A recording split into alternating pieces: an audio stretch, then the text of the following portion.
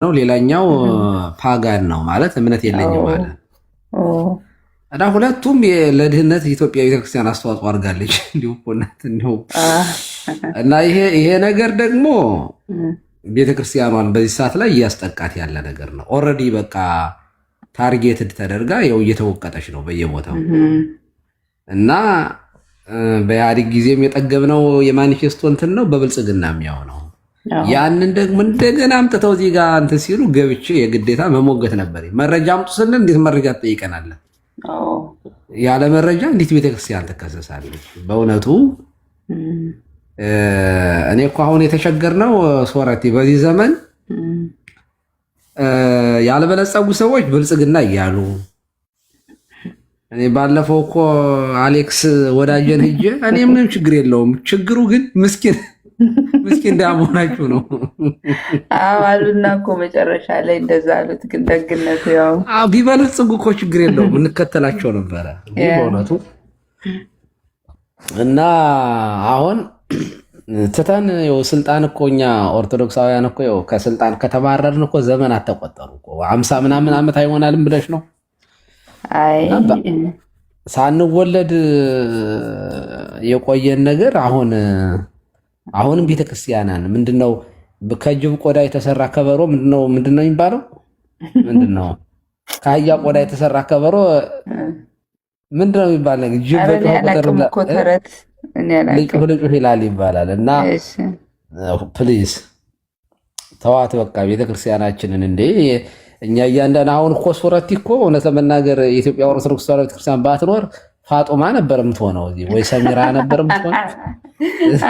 እዛ እንኳን እንደርሰው እግዚአብሔር ደረሰልን ነው የሚባለው። ለእንደዛ አይደለም ክሬዲት ክብር ለሚገባው ክብር መስጠት። እንደዛኛ ቤተክርስቲያንን እኮ ማመስገን እኮ ክርስቶስን ማመስገን ነው። ታውቂያለሽ? ቤተክርስቲያን ላይ እንደዛ አይነት እንትን የለንም እኮ ነን ለመናገር እዚህ ስንወያይ ያው ለምን መሰለሽ ኦልሬዲ ቤተክርስቲያኑ ኦልሬዲ ታርጌትድ ተደርጋለች።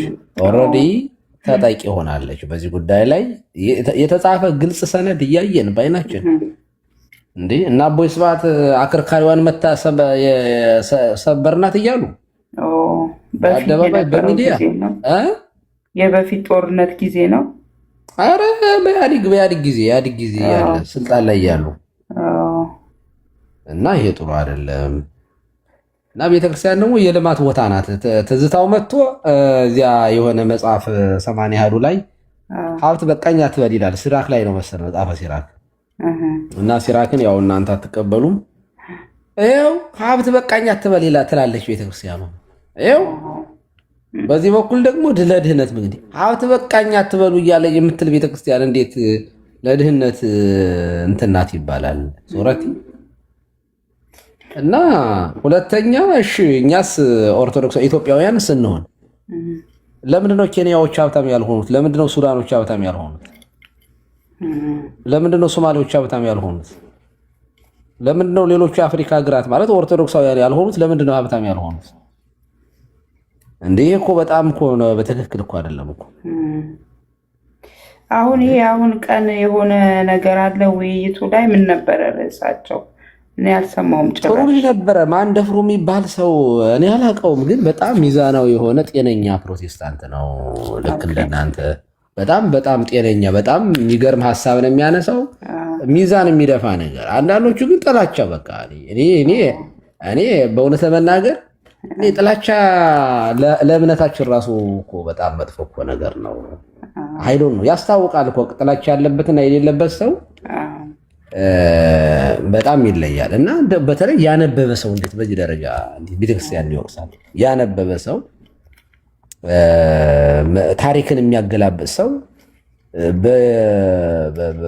እንደሰማ ጆሮው እንደሰማ ማውራት የለበትም። አንብቦ መረጃ አይቶ አጣርቶ ነው። ገዳማትን በሙሉ ገዳምን ነው የምታበረታታው ምናምን አለመጣና ነው ኤቲስቱ ደግሞ ገዳማት ደግሞ የስራ ቦታዎች ናቸው፣ የእውቀት ቦታዎች ናቸው። የአብነት ትምህርት ቤቶች ያሉት ገዳማት ውስጥ ነው። ተግባረ ዕድ ውስጥ ያለው እዚያ ነው። ቆቡን ስራ ያጣ መነኩሴ ቆቡን ቀዶ ይሰፋል የሚባለው እኮ ገዳም እኮ ነው። ስራ ፈትን እንደውም ጴንጤ ለምንድን ነው ገዳም የሌለው እያልኩ ነበር ሰሞኑን እኮ። እንደ አሁን አንቺ እኮ አቃቢ ትሆኝ ነበረ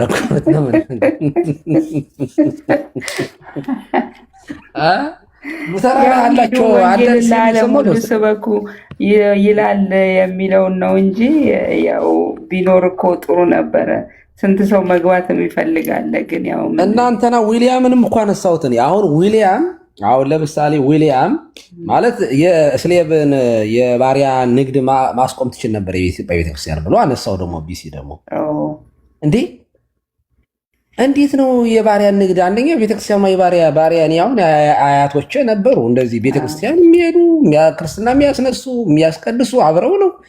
እንዴት ቤተክርስቲያን ሲጀመር የባሪያ ሀብታም ድሃ ጥቁር አትልም አይደለ? ነጭ ምናምን አይባልም። እንደዚያ ከሆነም እኮ ደግሞ እንደውም በቤተክርስቲያን ታሪክ ብቻ ሳይሆን ዊሊያም ጄሲመርን ታሪክ አነሳውኝ እኔ። የተሳሳተ ነገር አለ ያነሳሁት። ዊሊያም ጄሲመር በጣም ሲገፋ የነበረ በጥቁርነቱ ቦልቲሞር ነው ምናምን። አዎ ትምህርት ቤት ራሱ ቴክሳስ ውስጥ ትምህርት ቤት ውጣ ተብሎ በበር ሁሉ ተጠግቶ ያዳመጥ ነበር ተዘግቶ። እና ይህ የሚያሳየው ደግሞ ነጮቹ ራሳቸው እንደውም አዙዛ ስትሪት ላይ በተነሳው ሪቮሉሽን ምክንያት ነጭና ጥቁር አብሮ ማምለክ የተጀመረው በሱ ጊዜ ነው ይባላል። በጣም እንደ ትልቅ አሁን እኔ እንትኑን ሁሉ አይቻለሁ። አሁን ጥሩ የሆነ ጎኑ ምንድን ነበረ? ዲስአድቫንቴጁን እና አድቫንቴጁን አነስቼ ሳይ አንድ ከሱ ታሪክ የተማርሁት ባሪያ የለም ጥቁር የለም በሚል ነጭና ጥቁር አብረው በጋራ ማምለክ እንጂ ከዛ በፊት ጥቁር እኮ ከነጭ ጋራ ማምለክ የለበትም። እንደምታውቂው ያው በባስ መሄድ የለበት። የእንተናን መጽሐፍ አንበሽዋል። አይሆፕ የአይሃበ ድሪም የማርቲን አይሃበ ድሪም ማን ነው? ማርቲን አዎ፣ የእሱ መጽሐፍ ላይ በአማርኛ ተተርጉሟል። እና እሱ እኮ ያነሳው እኮ ሪቮሉሽን የሚገርም ነገር እኮ ነው። በባስ ላይ እየተጣላ ስንት ተቀጣቅጠዋል። እና ይሄ የሚያሳየው እንግዲህ አሜሪካ ማጆሪቲው ያው በዛን ጊዜ ጴንጤቆስጣል ነበረ። በዊሊያም ጊዜ ብዙ ባይባልም ሜቴሪስቶች ነበር የነበሩት። እሱም የነበረው እዚያ ውስጥ ነበረ። ስለዚህ አብዛኛው እንደዚያ እንኳ ቢባል ነው። ሌሎቹም ሀገሮች ላይ እንደዚህ ያለ ነገር አለ።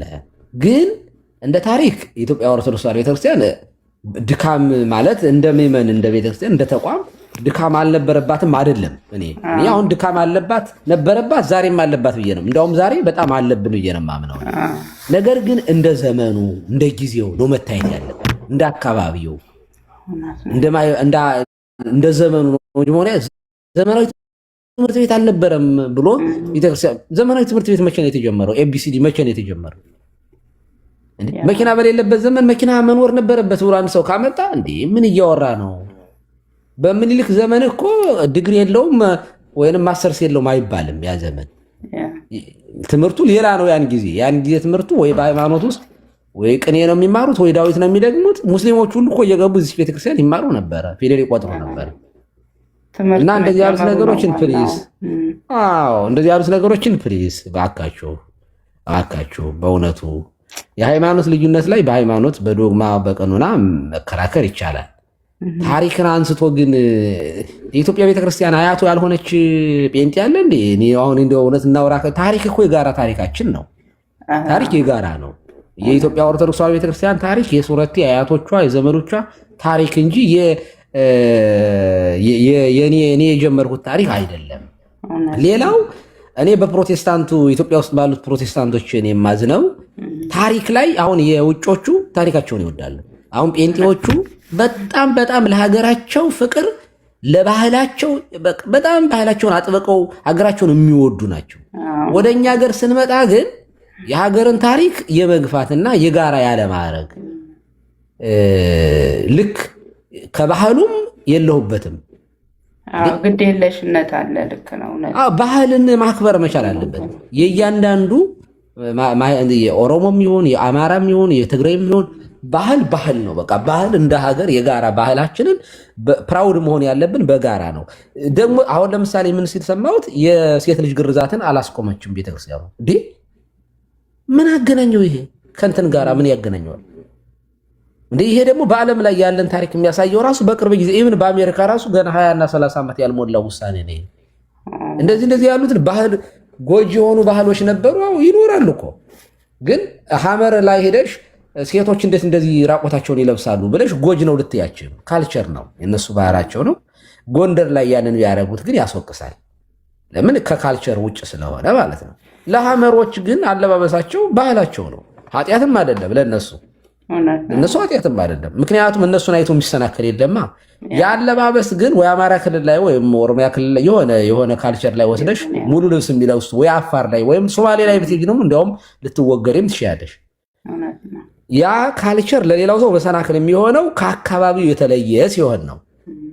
ለሐመር ወንድ የሐመርን ወጣት አይቶ እንደዚያ ለዝሙት አይነሳሳም። ካልቸሩ ነው ዛሴት እና እንደዚህ ያሉትን ነገሮችን ራቅ አድርጎ ማየት የተገባ ነገር ነው ብዬ አስባለሁ።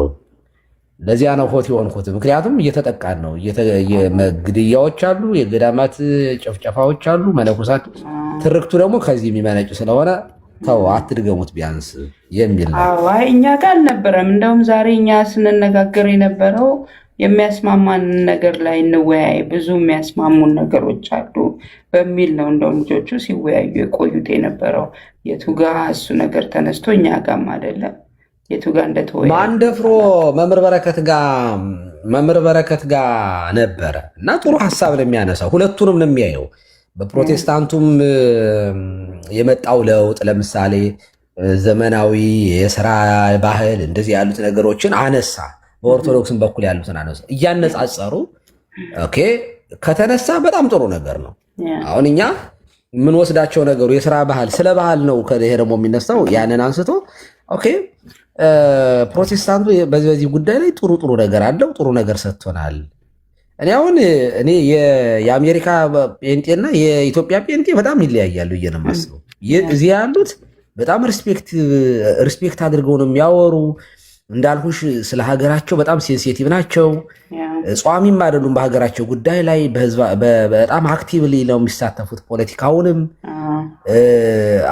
ስለዚህ እኛ ሀገር ላይ ሲመጣ ግን መልኩ ይቀየራል እና ይሄ ደግሞ አዲስ ክርስቲያን ከጳጳስ ይበልጣል አይነት እየሆነ ነው። እና ለምንድን ነው እንደዚያ የሚሆነው? ኦኬ በኢትዮጵያዊነት ፕራውድ ለምንድን ነው የማይሆኑት እንዴ? ያ ሁሉ በእጁ ሲሆን ነው። ወጣ ሲባል ግን የሀገሩን ፍቅር ደግሞ እንትንም አለ። ከሀገር ሲወጣና ሀገር ውስጥ ሲሆን እውነት ልዩነት አለው። እዚህ ኢንትግሬት የምናደርጋቸው ብዙ ነገሮች አሉ። ከነሱ የምንማረው እውነት ፖዘቲቭ ነገር ማለት ነገሮችን ቶሎ በኔጌቲቭ አለመውሰድ፣ ፖዘቲቭ ነገር፣ ሪስፔክት ለሰዎች መስጠት፣ መከባበር፣ የሰውን ሀሳብ ማክበር፣ እነኚህ ነገሮች እዚህ ወደ ውጭ ሲወጣ ትምህርት ሳይሆን ራሱ ካልቸሩ ስለሆነ ያንን አዳፕት ይደረጋል ሰው ውጭ ሀገር ሲወጣና በጣም በብዙ ነገር ያው ለውጥ አለ። ራሱ አዳፕት የምናደርጋቸው የውጭው ካልቸር እነኚህ ሰውን የማክበር ሀሳብን ማክበር፣ ማዳመጥ፣ ሰዎችን ለመረዳት መሞከር፣ ኔጌቲቭ ቲንኪንግ ብዙ አይኖርም። እነኚህ አይነት ነገሮችማ ለውጥ አለ ያው በውጭ ሲወጣና አገር ቤት ደግሞ ያው ሁላችንም የነበርንበት ነው። የሚገርምሽ እኛ ቤተክርስቲያን ስንገዛ የፕሮቴስታንቶችን ነው የገዛ ነው እና ሌላ ቸርች አለን ወደዚያ ሙቭ ልናደርግ ነው ምናምን ነው ምክንያታቸው እየሸጡበትን ሲነግሩን እና ምን አለን ፓስተሩ፣ በጣም ደስ ብሎኛል። በጣም እንዲያውም ሌላ ኦፈር የተሻለ አግኝተን ነበረ እና ለእናንተ የሰጠንበት ምክንያት አለ። በጣም ደስ ያለው ነገር ምንድን ነው? ሌሎቹ ወደ ኮመርሻል ምናምን እየተቀየሩ ነው አብዛኞቹ እና ደግሞ በጨረታም ደግሞ እነሱ ያው ስለዚህ ቸርች ነው ሲባል አየሽ ቅድሚያ ሰጡ ማለት ነው።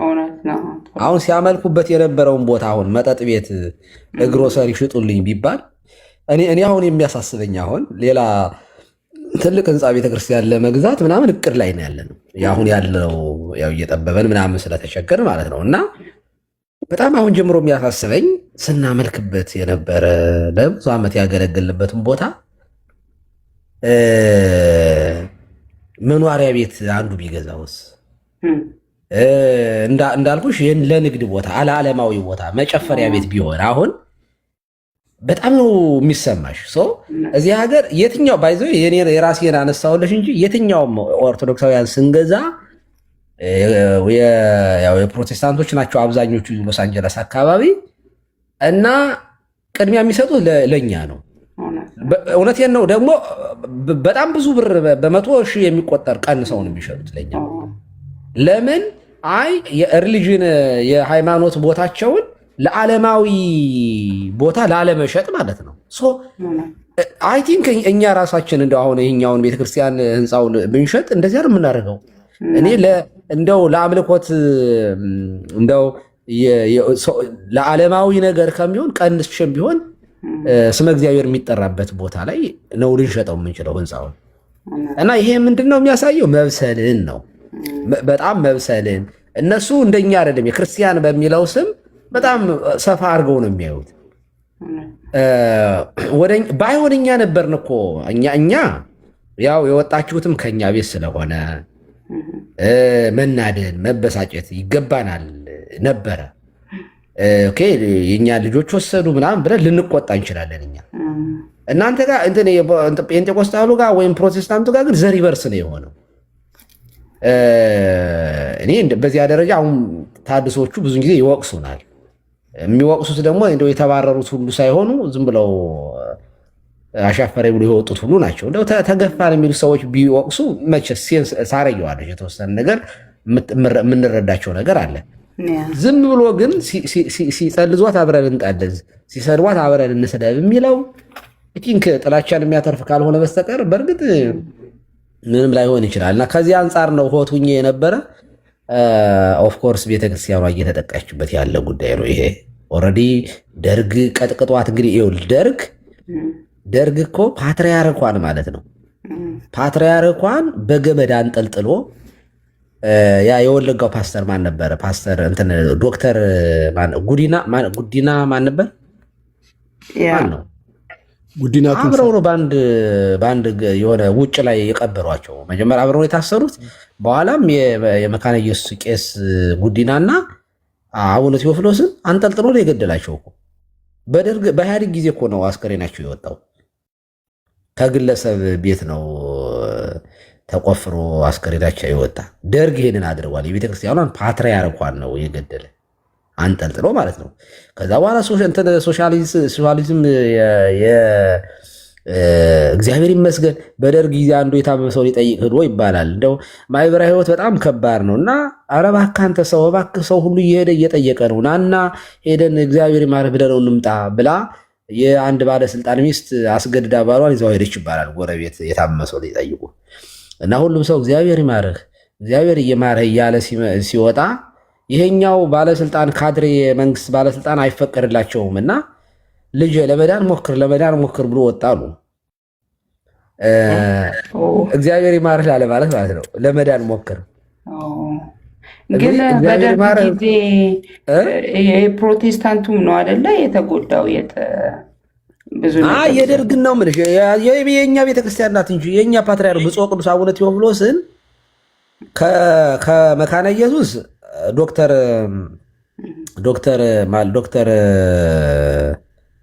ስሙ እየጠፋብኝ ዶክተር ቅድም ጠርቼው እኮ ነበረ። ጉዲና ቱምሳ እግዚአብሔር ይስጥልኝ ነቢይ ዘሪሁን። ጉዲና ቱምሳ በጣም ጠንካራ ሰው ነበሩ ይባላል። ጎበዝ ነበሩ እና አቡነ ቴዎፍሎስ እና በነገራችን ላይ ያን ጊዜ አቡነ ሊቀ ስልጣናት አባ ሀብተ ማርያም የኋላው አቡነ መልከ ጼዴቅ ጥሩ የሆነ ግንኙነት ነበረ ከመካነ ኢየሱስ ጋር ከውጮችም ጋር። እንደሚታወቀው አፄ ኃይለ ሥላሴ ውጭ ሀገርም እንግሊዝም በሄዱበት ጊዜ ብዙ እርዳታዎች አድርገዋል እና አንዳንድ እዚህ ብስራት ሬዲዮ የሚባል ምናምን ነበረ ይመስለኛል የመካነ ኢየሱስ እዚያ ላይ ሁሉ ቤተክርስቲያኗ የስብከተ ወንጌል አገልግሎት ከሊቀ ስልጣናት አባ ሀብተ ማርያም የአቡነ መልከ ጼዴቅ የቅድስት ሥላሴ ካቴድራል አስተዳዳሪ የጃንሆይ የንስሐ አባት የነበሩ ናቸው። እና እንግዲህ አይዶ ነው በሰም ሪዝን ሁለቱን ግን ደርግ በንጉሱ ጊዜ ትልቅ ተሰሚነት ነበራቸው የሚባሉትን ሁለቱን ሰዎች አንጠልጥሎ ገሏል። አሁን ሲገል በምንድን ነው የገደለን? በቃ ዘሶኮልድ ክርስቲያን በሚል ስም ነው። ደርግ እንኳ በአቅሙ ማለት ነው። ደርግ እንኳ በአቅሙ እና በኋላ ደግሞ ሌላ ባሕታዊ አምጥቶ ቤተክርስቲያኗን ለመጉዳት ኦን ፐርፐስ ግን እግዚአብሔር ደግሞ ተጠቀመባቸው። ብፁዕ ቅዱስ አቡነ ቴዎፍሎስ ተክለ ሃይማኖት ማለት ነው። ደርግም ሲመጣ እንደምታየው ፓትርያርክን አሰድዶ ሌላ ሆነ። እግዚአብሔር ያንንም አሳልፎ እዚህ ደረሰች። አሁንም እንደምታየው ግማሹ የኦሮሞ ሲኖዶስ ይላል፣ ግማሹ የትግራይ ይላል፣ ግማሹ እኔም የአማራ መፈጠር አለበት ይገለገላል። እንዲህ ባለበት ቤተክርስቲያኗ እየተፈተነች ነው ያለችው ስቲል ነው ማለት ነው።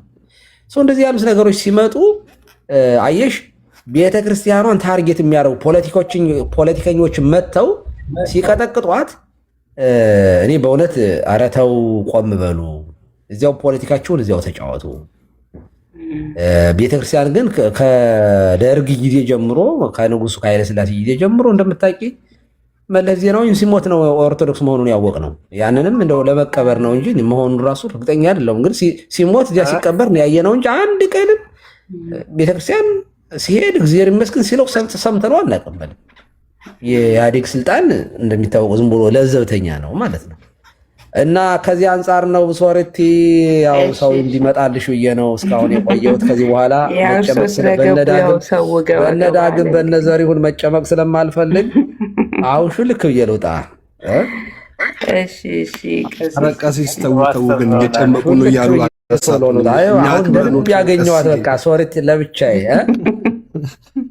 ጨመቋት። እሷንማ ቀሲስ እንዴ በቃ የንስሐ ልጅ መሆኗን እኮ ራሱ እኮ ገና አላወጅኩም። ገና ነጠላ አስለብሼ ነጠላ ነው የቀረሁት። ሳሚና እሷን እኮ ነጠላ ነው የቀረሁት። ቀሲስ እየቋጨች ነው እየቋጨሁት ነው ብላለች። ገና እያስቋጨች ነው አሉ። ቁጭት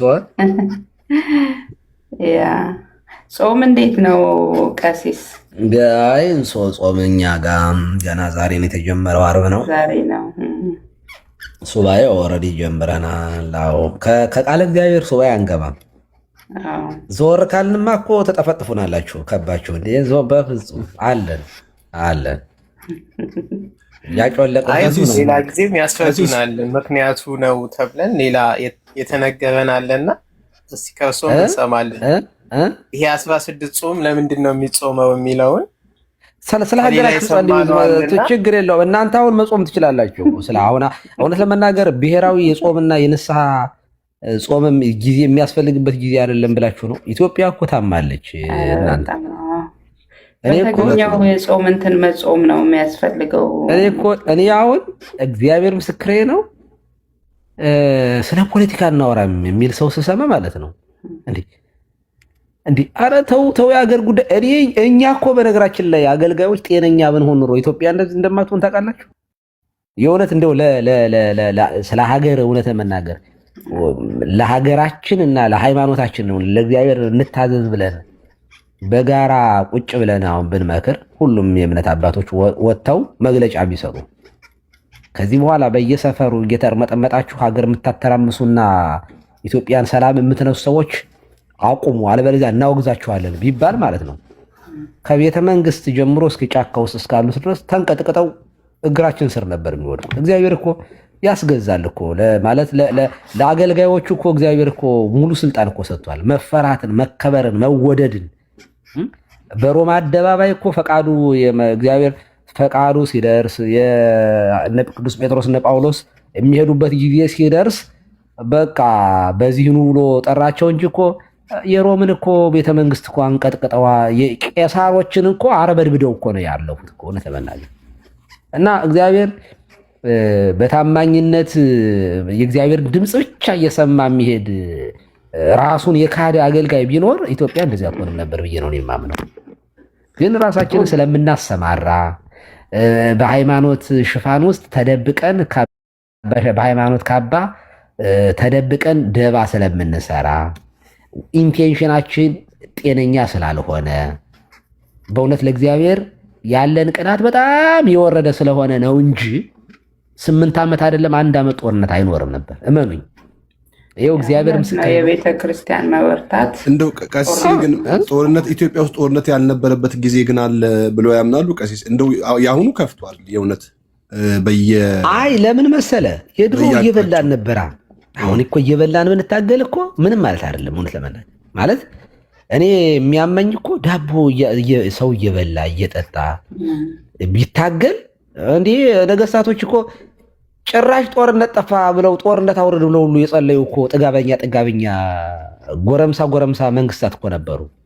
እንዴ በቅርብ እንኳን የአቡነ ተክለ ሃይማኖትና እንትን የንጉስ ተክለ ሃይማኖትና ታስታውሳላችሁ 7ኛ ክፍል ነው 8ኛ ክፍል ሂስትሪ ላይ ስንማር የጎጃሙ ንጉስ ተክለ ሃይማኖት የሸዋውን ምኒልክን ጦርነት ካልገጠምከኝ ብሎ ደብዳቤ ይጽፍለታል።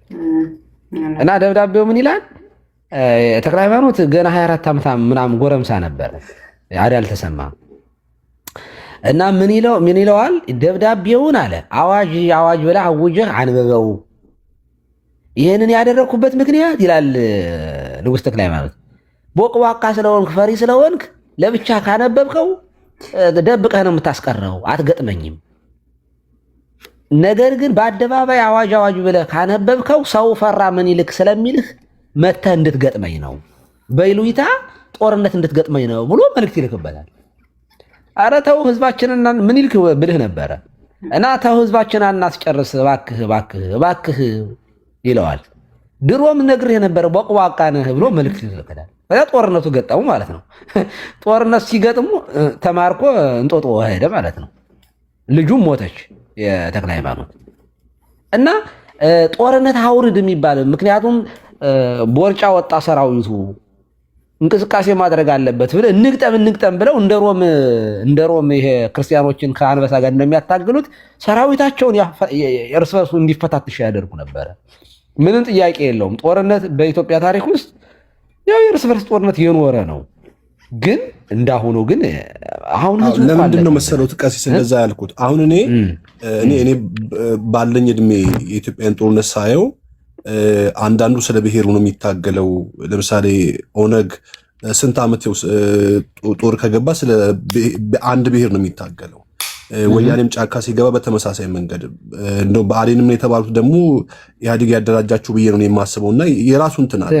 ግን እንደዚህ አይነት ነገሮች ደርግ ወደቀ፣ ኢትዮጵያ ሰላም አላገኘችም፣ ከዛ ኢህአዴግ እንትን አለ፣ ከዛ ኢህአዴግ ደግሞ ይውረድ ተባለ። ኢህአዴግ ደግሞ ሲሆን ምንም የመጣ ሰላም የለም። አሁን ጫካም ያሉ ሰዎች ፖለቲካውም ላይ የሚዘውሩ ሰዎች የራሳቸውን ስልጣን ለማቆየት እንጂ ነው ብዬ የማስበው። አሁን ለአማራ ታገላለሁ ለኦሮሞ ታገላለሁ ነው አማራውና ኦሮሞውን እየገደለ ነው ማየው። ባለፈውም እዚህ ቤት ተናግሬያለሁ። እኔ አሁን እናቴ ያለችበት ቦታ እኔ ኦሮሚያ ክልል ውስጥ ነው ያለሁት። እናቴ ያለችበት ቦታ ሄጄ እናቴ ማየት አልችልም። እታገታለሁ። ከዛ ብር አምጣ ተብዬ ነው የምለው። እንደዚህ እየገጠመ ያለ ነገር አሁን እኔ ትክክል እኮ ነው። የድሮ ጦርነት ነብይ ዘሪሁን የድሮ ጦርነት አይተው ከሆነ አንደኛ የከተማ ቀመስ አልነበረም። የኢትዮጵያ ሕዝብ ከተማ ቀመስ በንግድ የሚተዳደር ሸምቶ የሚተዳደር ሳይሆን የኢትዮጵያ ሕዝብ የነበረው አርሶ የሚበላ ነው። ኦኬ አርሶ የሚበላ ስለሆነ የሚያርሰው ያርሳል።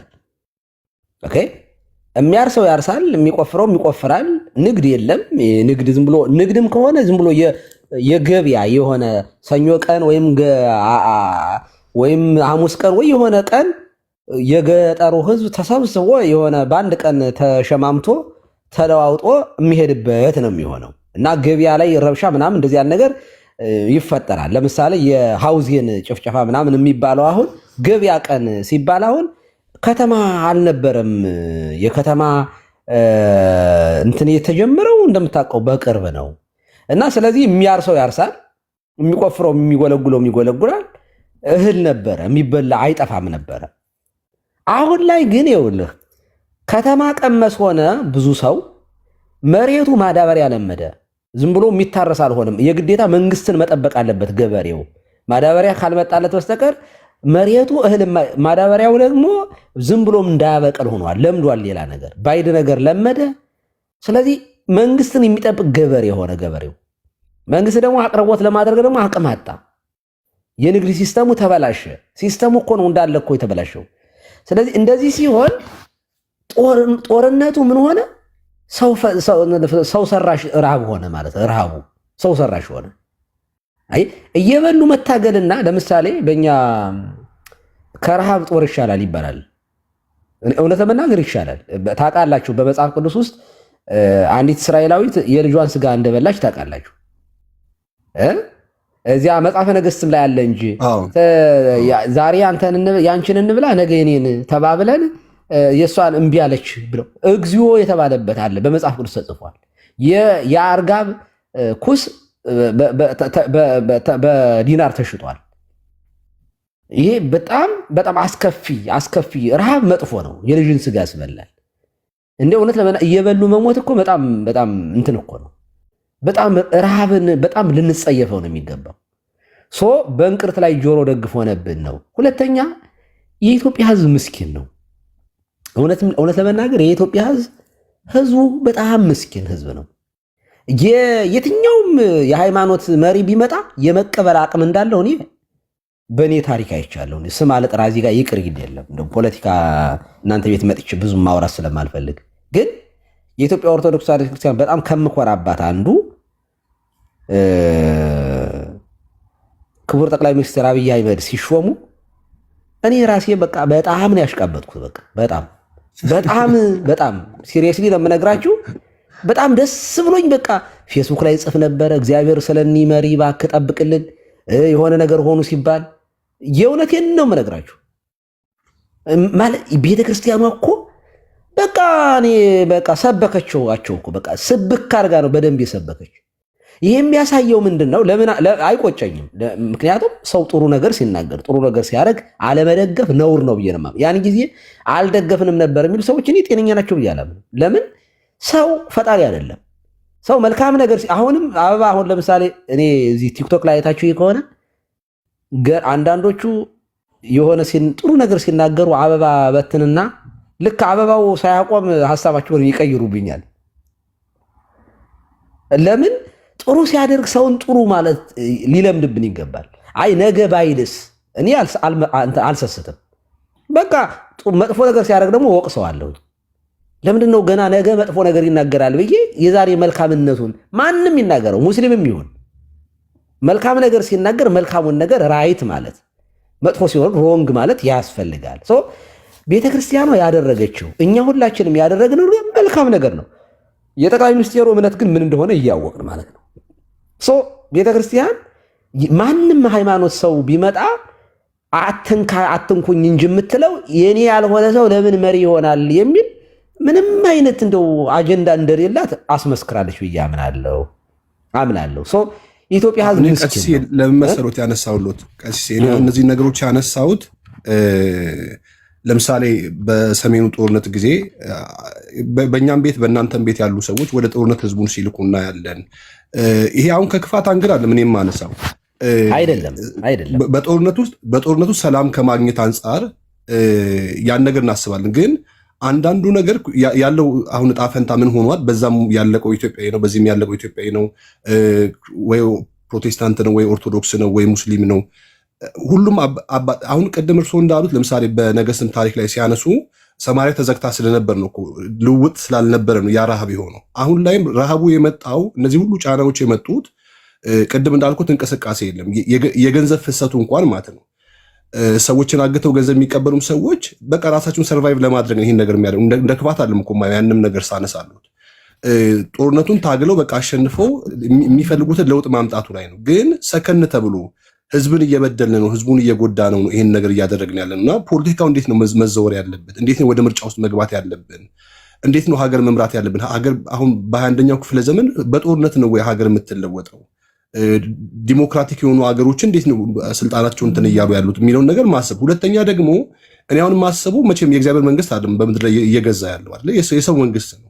ስለዚህ ሰው እግዚአብሔርም ለበላይ ባለስልጣኖች ስልጣን የሰጣቸው በእጃቸው ጠመንጃ ያስቀመጠው አጥፊውን እንዲቀጡበት ነው ብሎ መጽሐፍ ቅዱስ ይናገራል። እነዛ ሰዎች ከልክ የወጣ ነገር ሲያደርጉ አይ ኖ ብለን እንደ መንፈሳዊ አባት መገሰጽ መናገር ምናምን ተገቢ ነው ብዬ አስባለሁ። እኔ ስብሰባዎች አሉ፣ ስብሰባዎች ላይ ይናገራሉ። አሁን በቅርብ እንኳን ስብሰባ ነበርና እጄን አንስቼ ጥያቄ ልጠይቅ ነበረ። ሁሌ የመንፈሳዊ መሪዎች መንግስትን ማወደስ ላይ ባለስልጣኖችን ማወደስ ላይ እንጂ ተጠምዶ ያሉት እንደው ለህዝቡ የሚሆን ጥያቄ አለ የሚጠይቁት። ለምሳሌ እንትናል ይሄ የሃይማኖቶች ፎረም የሚባል እዛ ፎረም ላይ ደዎችን ረዳን፣ ችግረኛ ቤት ሰራን፣ እንደዚህ ተማሪ ቦርሳ ገዛ ምናምን ተብሎ የሚጠየቀው ለቤተ እምነቶች ምን ተደርጓል? ለምሳሌ እኛ የወንጌል አማኞች አብዛኞቻችን በኪራይ ቤት ውስጥ ነው የምናገለግለው። አገልጋዮቹ በጭንቀት ነው የሚኖሩት። ከዚህ ህዝብ ካገኘነው ህዝብ ደግሞ ያገኘናትን መባና ስርዓትን አንጡና መንግስትን ሰፖርት አድርጉ፣ እንደዚህ ለችግረኛ እርዱ ምናምን ነገር እንባላለን። እንደው መንግስት ነው እንጂ ሰፖርት ማድረግ ያለበት እኔም ብዬ የማስበው እዛ ጋር ሆኖ ያን ነገር ነው የሚያሽቃብጡት። እና በጣም አዝናለሁ። ብዙ ጊዜ እዛ ጋር ያሉት እኔው የወከልኳቸው የኔው የምላቸው ኦርቶዶክስ የሚሆኑ ሙስሊም የሚሆኑ ፕሮቴስታንት የሚሆኑ ተደራጅተው ስለሆነ ሃይማኖቶች ፎረም ውስጥ ያሉት እና የመንግስት ፖለቲካ አስፈጻሚ አይነት ነገር በቃ የፖለቲካ አባሎች ነው የሚመስሉኝ እዛ ጋር። ከዛ ይልቅ ፍትህ እንዲነግስ ርትዕ በምድር ላይ እንዲመጣ ሲቀጥል ዜጎች ተጠቃሚ እንዲሆኑ ነው የእምነት አባቶች ቻሌንጅ ማድረግ ያለባቸው። እኛ በየቤተ እምነቶቻችን ድሆች እንዲረዱ፣ ችግረኞች እንዲረዱ ወንጌል እንናገር። ወንጌሉ ያን ስለሚያስ ግን ከሌለኝ ነገር አለ የምሰጠው፣ ካለኝ ነገር ነው ማካፈል። ሁለት ያለው ነው አንድ የለው የሚሰጠው። አሁን ቅድም እያነሱ እንዳሉት ይሄ የፖለቲካ እንትን እንጂ ድሆችን መርዳት ምናምን የሚባለው ነገር ከመንፈሳዊ ይዞታ ለቆ ለፖለቲካ ፍጆታ በቃ ለፖለቲካ ፍጆታ ሆኗል። እኔ ቆም ተብሎ እንደዚህ አይነት ነገሮች አሁን ምክክሮችም ሲካሄዱ እንደዚህ አይነት ነገሮች ቢሆኑ መልካም ነው ያስባል። እኔ ጫካ የገባውም ለውጥ ያመጣል ብዬ አላስብም። ወንበር ላይ የተቀመጠው ለውጥ ያመጣል ብዬ አላስብም። ቅድም እንዳሉት እኛ መንፈሳዊ መሪዎች የሆኑ ሰዎች ተነጋግረን ህዝባችንን በእግዚአብሔር ቃል አስታጥቀን እንዴት መሄድ እንዳለበት ብንናገር እዚሁ የሚያዩት እኮ ነው። አሁን ህዝቡ ማለት ነው ሁሉም የራሱ መሪ አለው። ራሱን እንኳን እንዴት እንደሚመራ አያውቅም። እኔ ቀደም እርሶ ባነሱት ነገር ላይ ቀስ ለምሳሌ እኔ ዶክተር አብይ ወደ ስልጣን ሲመጣ እውነት ነው ሁሉም ደግፉታል። ሙሴ ያላለው ሰው የለም። ያ ነገር ተገቢ ነው ብዬ አላስብም። እኔ ቆም ተብሎ አዎ መደገፍ እርሶ ቅድም መልካም ሲሰራ መልካም የሰራውን ነገር ኢንካሬጅ ማድረግ በጣም ግን የሆነ ለእኔ ሰራልኝ አይነት ነገር ብሎ የማቀንቀን አሁን ለምሳሌ የኛ የሚል ፕሮቴስታንቱ ጋር ውስን ሰው ጋር ይታያል። ሁሉ ፕሮቴስታንት አይደለም። የኛ መሪ ተነሳ አይነት ነገር መሪ ሲነሳ ህዝቡን ሁሉ ነው የሚያስተዳድሩ፣ ሙስሊሙንም እምነት የለሹንም ሁሉንም ነው የሚመራው። ስለዚህ ለእነዚህ ሰዎች ልንጸልይ፣ እንደ እግዚአብሔር ቃል ሲያጠፉ እንደ እግዚአብሔር ቃል ትክክል አለን ብለን ዲፌንድ ልናደርግ ልንቃወማቸው ወይ ልንሞግታቸው ይገባል ብዬ አስባለሁ። ህዝባችን ደግሞ እንዴት ነው ለመሪው መገዛት ያለበት? መጽሐፉ ሳይ በሆነ መንገድ እንዴት ነው ለመሪው መገዛት ያለበት? መቼም የእርሱ የንስሐ ልጆት ነው የሆነ ቀበሌ ላይ ባለስልጣኑን የሚመራው፣ የሆነ ክፍለ ከተማ ላይ ባለስልጣኑን የሚመራው፣ ወይ ደግሞ የኔ መንፈሳዊ ልጄ ነው ብዬ የማስበው እነዚሁ ሰዎች ናቸው። ሰሞኑን እያሰብኩ ነበር እነ ዳንኤል ሲድናቅ እነ ሚሳቅ እና አብደናጎም በባዕድ ምድር ላይ ሆነው የእግዚአብሔርን ስራ ሳይለቁ በተቀመጡበት ስልጣን ውስጥ እየቆዩ ነው። ንጉሱ ያቀረበላቸው መጠጥና መብል እንኳን እምቢ ብለው እግዚአብሔርን በማክበር በባዕድ ምድር ላይ በምርኮ ምድር ሆነው እምቢ ብለው አምላካቸውን አሳይተዋል። አሁን ላይ መቼም ሰሞኑ ሰምቶ ሊሆን ይችላል 99 የመንግስት ባለስልጣኖች በሙስና ተጠርጥረው ገብተዋል። አንዷ ሳንብ ሙስሊም ናት ምናምን ነገር፣ ሌሎቹ ብቻ ሌላ እምነት ውስጥ ናቸው። እምነታቸው እንዲሰርቁ እንደማያበረታታቸው ማንም ሰው ያውቃል። ሙስሊሙም ኦርቶዶክሱም ስረቅ የሚል ህዝብን በዝብዝ የሚል የለም። ግን የበሉት ገንዘብ ሲታይ ሀገሪቱ እንዴት እንደሚያቆረቁዝ ማለት ነው። ስለዚህ ቤተክርስቲያን በጣም እነዚህ ነገሮች ላይ ልትሰራ ይገባል። ታማኝነት ላይ፣ ጽድቅ ላይ፣ እውነት ላይ፣ ፍትህ ላይ፣ ርትዕ ላይ ቤተክርስቲያን በደንብ ልታስተምራቸው ይገባል። ለምን የቤተክርስቲያን ልጆች ስለሆኑ ይህን ነገር የሚያደርጉትና ሞርሱ ነገር ላይ ቢሰራ ምን ይላሉ ለማለት ነው። ቀሴ በጣም ነው የማመሰግኑት። ጥሩ ሀሳቦችን ያነሳ የሆነ ነገር ልበልና ለወንድሞቻችን እንትን እንበል። በጣም ጥሩ ነገሮች ናት። በነገራችን ላይ ከፖለቲካ ቤተክርስቲያን መራቅ አትችልም። ይሄ ዘበት ነው፣ የማይሆን ነገር ነው። ለምሳሌ ይሄ ሌብነት በተለይ በዚህ ዘመን እኔ አሁን የሆነ ፖስት አድርጌያለሁ በራሴ ፔጅ ላይ ስለ ራሳችን ነው ያወራሁት። ቲፒካሊ በዚህ ሰዓት ላይ በቤተክርስቲያን ላይ ሪቮሉሽን ያስፈልጋል። አስተዳደራዊ መዋቅራዊ ችግሮች አሉ፣ እኛ ጋር ሌቦች አሉ፣ ወንበዴዎች አሉ። እነዚህን ጠራርጎ የማውጣት ስራ መስራት አለብን ብዬ ነው ፖስት ያደረኩት። እንቅስቃሴውን እቀጥላለሁኝ። እኔ በውስጥም በደንብ ተደራጅተን ይህን ነገር ማስወገድ አለብን። የራሳችን ህመም ነው ይሄ ጉዳይ።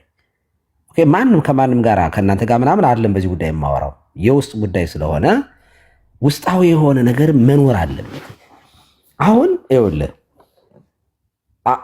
አሁን የውስጣችንን ችግር ሌቦችን በውስጥ ያሉትን ሳስብ የነበረው ምንድነው? ኦኬ ሙሰኛ ጉቦኛ ምናምን የሆኑትን ለቃቅሞ ለመንግስት ጥቆማ ትሰጣለህ። መቼም አንተ አትገርፍም፣ ሃይማኖት ነህ፣ አትደባደብም፣ እስር ቤት አታስርም። ማድረግ የምትችለው በህግ እንዲጠየቅ ማድረግ ነው አይደለ? በህግ ነው እንዲጠየቁ የምታደርገው። ህግ የእግዚአብሔር የክብሩ የባህሪው ሁሉ መገለጫ ነው። እግዚአብሔር ፍትሐዊ አምላክ ነው። ፍትህ በምድር ላይ እንዲሰፍን የእግዚአብሔር ሐሳብ ነው። በልደቱ ጊዜ ከተዘመረው መዝሙር ዳዊትም በትንቢት የተናገረለት ይህንን ነው። ሳይል ወረት ተራከባ ጽድቅ ወሰላም ለሰብአ ነው ያለው። ስለ መሲሁ ትንቢት ሲናገር ርትዕና ይቅርታ፣ ሰላምና ፍትህ የሰፈኑበት የተገናኙበት በክርስቶስ ነው። ካህንም ንጉስም ሆኖ ማለት ነው። ስለዚህ አሁን እኛ ጋር ያለውን ቤተ እምነት ውስጥ ያሉትን ሌቦችን፣ ወንበዴዎችን ስርዓት ለማስያዝ ከማን ጋር የምታወራው? ከጸረ ሙስና ኮሚሽን ጋር የምታወራው አይደል?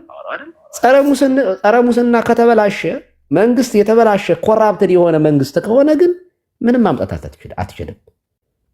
ያሳ ግማቱ ከጭቅላቱ እንዲሆን የሀገሪቱ መንግስት ጠንካራ ካልሆነ፣ ሙስናን የሚጸየፍ ካልሆነ ቤተ እምነቶች በሙሉ አብረው ነው የሚባልጉት፣ ባለጌዎች ነው የሚሆኑት። ለመንግስት የሚያሽቃብጡ ባለስልጣናት ይፈጠራሉ፣ አገልጋዮች ይፈጠራሉ፣ ለመንግስት መባ ያቀርባሉ፣ ለመንግስት ይሰብካሉ። መንግስትን ልክ እዚያ ፍቅር እስከ መቃብር ላይ ያነባችሁት ከሆነ አዲስ ዓለማየሁ እንትን ላይ ቄስ ሞገሴና ጉዱ ካሳ የሚባሉ ገጸ ባህሪያት አሉ። ፊት አውራሪ ጋር ህዝቡ ተበደልን ብሎ ሲመጣ አባቴ የህዝብ እኮ ተበደልን እያለ ነው ብለው ፊት አውራሪ ለቄስ ሞገሴ ይነግራሉ። እና ድሃው ተበደልሁ እያለ ነው ሲሉ ድሮም እኮ ድሃ የተፈጠረው ሀብታም ለማገልገል ነው። ቄስ ሞገሴ መልሱ ይሄ ነበር። አሁን የፊት አውራሪን ያስደስተዋል። የሆነ ነገር ሲመጣ ዘሪቨርስ የሚመልሰው ፊት አውራሪ የሚያስደስት ነገር ነበር። የቄስ ሞገሴ የማሞገስ ነው። ከዛ የፊውዳሉ ስርዓት ምን ሆነ? ተገርስሶ ወደቀ። እነ ቄስ ሞገሴ ናቸው ህዝቡ እንዲነሳ ያደረጉት ማለት ነው። ምክንያቱም ተው ይሄ ነገር ጥሩ አይደለም። ያ እኮ ነው በጣቴ ከአባቴ ወገብ ትንሽ ጣቴ ትወፍራለች እንዳለው እኮ ነው ንጉስ። አየህ፣ የህዝብ ምክር የማይሰማ ማለት የካህናቱን ምክር ካህናቱ ናቸው። አሁን ቄስ ሞገሴ ጉዱ ካሳ ግን ጥሩ አይደለም ይል ነበረ። ሰብለ ወንጌልን ያለ ትዳር ያስቀራት የፊት አውራሪ ልጅ ሆና ነጋዴ ሲመጣ ይሄ ጫኛ መጫኛ ነካሽ ገበሬ ሲመጣ የአፈር ጋፊ እያሉ ልጅን ማን ይተካከላታል እያሉ ልጅቱን ያለ ትዳር አስቀሯት። በዛብህን አፍቅራ አባይ እንትን ምን ጓጽዮን ላይ ነው ምናምን አባ ለምን የሆነ ተገኘች ማለት ነው። ለስደት ይዳርጋል። ልጆችንም ለስደት ይዳርጋል። ስልጣኑንም ማጣ። ያ የፍቅር እስከ መቃብር ታሪክ ቀላል ታሪክ አይደለም። ልብ ወለድ ብቻ አይደለም። የገሃዱ ዓለም ነጸብራቅ ፍንትው ብሎ የታየበት ነው። ጉዱ ካሳ ግን ኧረ ተው ይሄ ነገር ትክክል አይደለም ይል ነበረ። ግን እንደ እብድ ነበር የሚቆጠረው። በዚህ ዘመን የሚያስፈልገው እንደ ጉዱ ካሳ ያለ ሰው ነው። ህዝብ እያለቀሰ እየተበደለ በጦርነት ሀገሪቱ እየማቀቀች እኛ አንዳንዶች ፈሪዎቹ ምን ይላሉ? እኛ እዚህ ፖለቲካ ውስጥ አንገባም ይላሉ። ሌቦች ናቸው፣ ውሸታሞች ናቸው። ይሄ ፖለቲካ እኮ አይደለም። አገር ይረጋጋ፣ ሰላም ፍጠሩ። ባለስልጣናት መጥፎ ነገር እየወጡ ሲናገሩ ህዝብን ለጦርነት የሚቀሰቅ እነሱ እኮ ናቸው የፈጠሩት። ፖለቲከኞች እኮ ናቸው የፈጠሩት። እርስ በርስ የሚያቀራንን ነገር የሚያስታርቅ ነገር አንድ የሚያደርግ ነገር ሳይሆን የየሰፈሩ ሊቀመንበር ተቀምጦ አንዱን ህዝብ አንደኛው ይሰድባል፣ ሌላውኛው ህዝብ ሌላው ይሰድባል። ይሄ የጦርነት ዲስኮርስ ነው። ይሄ ሲደረግ የሃይማኖት አባቶች ምንድን ነበር ማድረግ የነበረባቸው? እንዴ ስነ ስርዓት ያዙ ማለት ነበረባቸው። ምነ መንግስት ያቢ ክለት እውነት ለመናገር እኛ ካህናት እንኳን ልንፈራ አይገባም። ለምን? ምክንያቱም ኦልሬዲ ሞተናል አለ ክርስቶስ። በእኛ ላይ ክርስቶስ ነው ያለ ብለን ወተን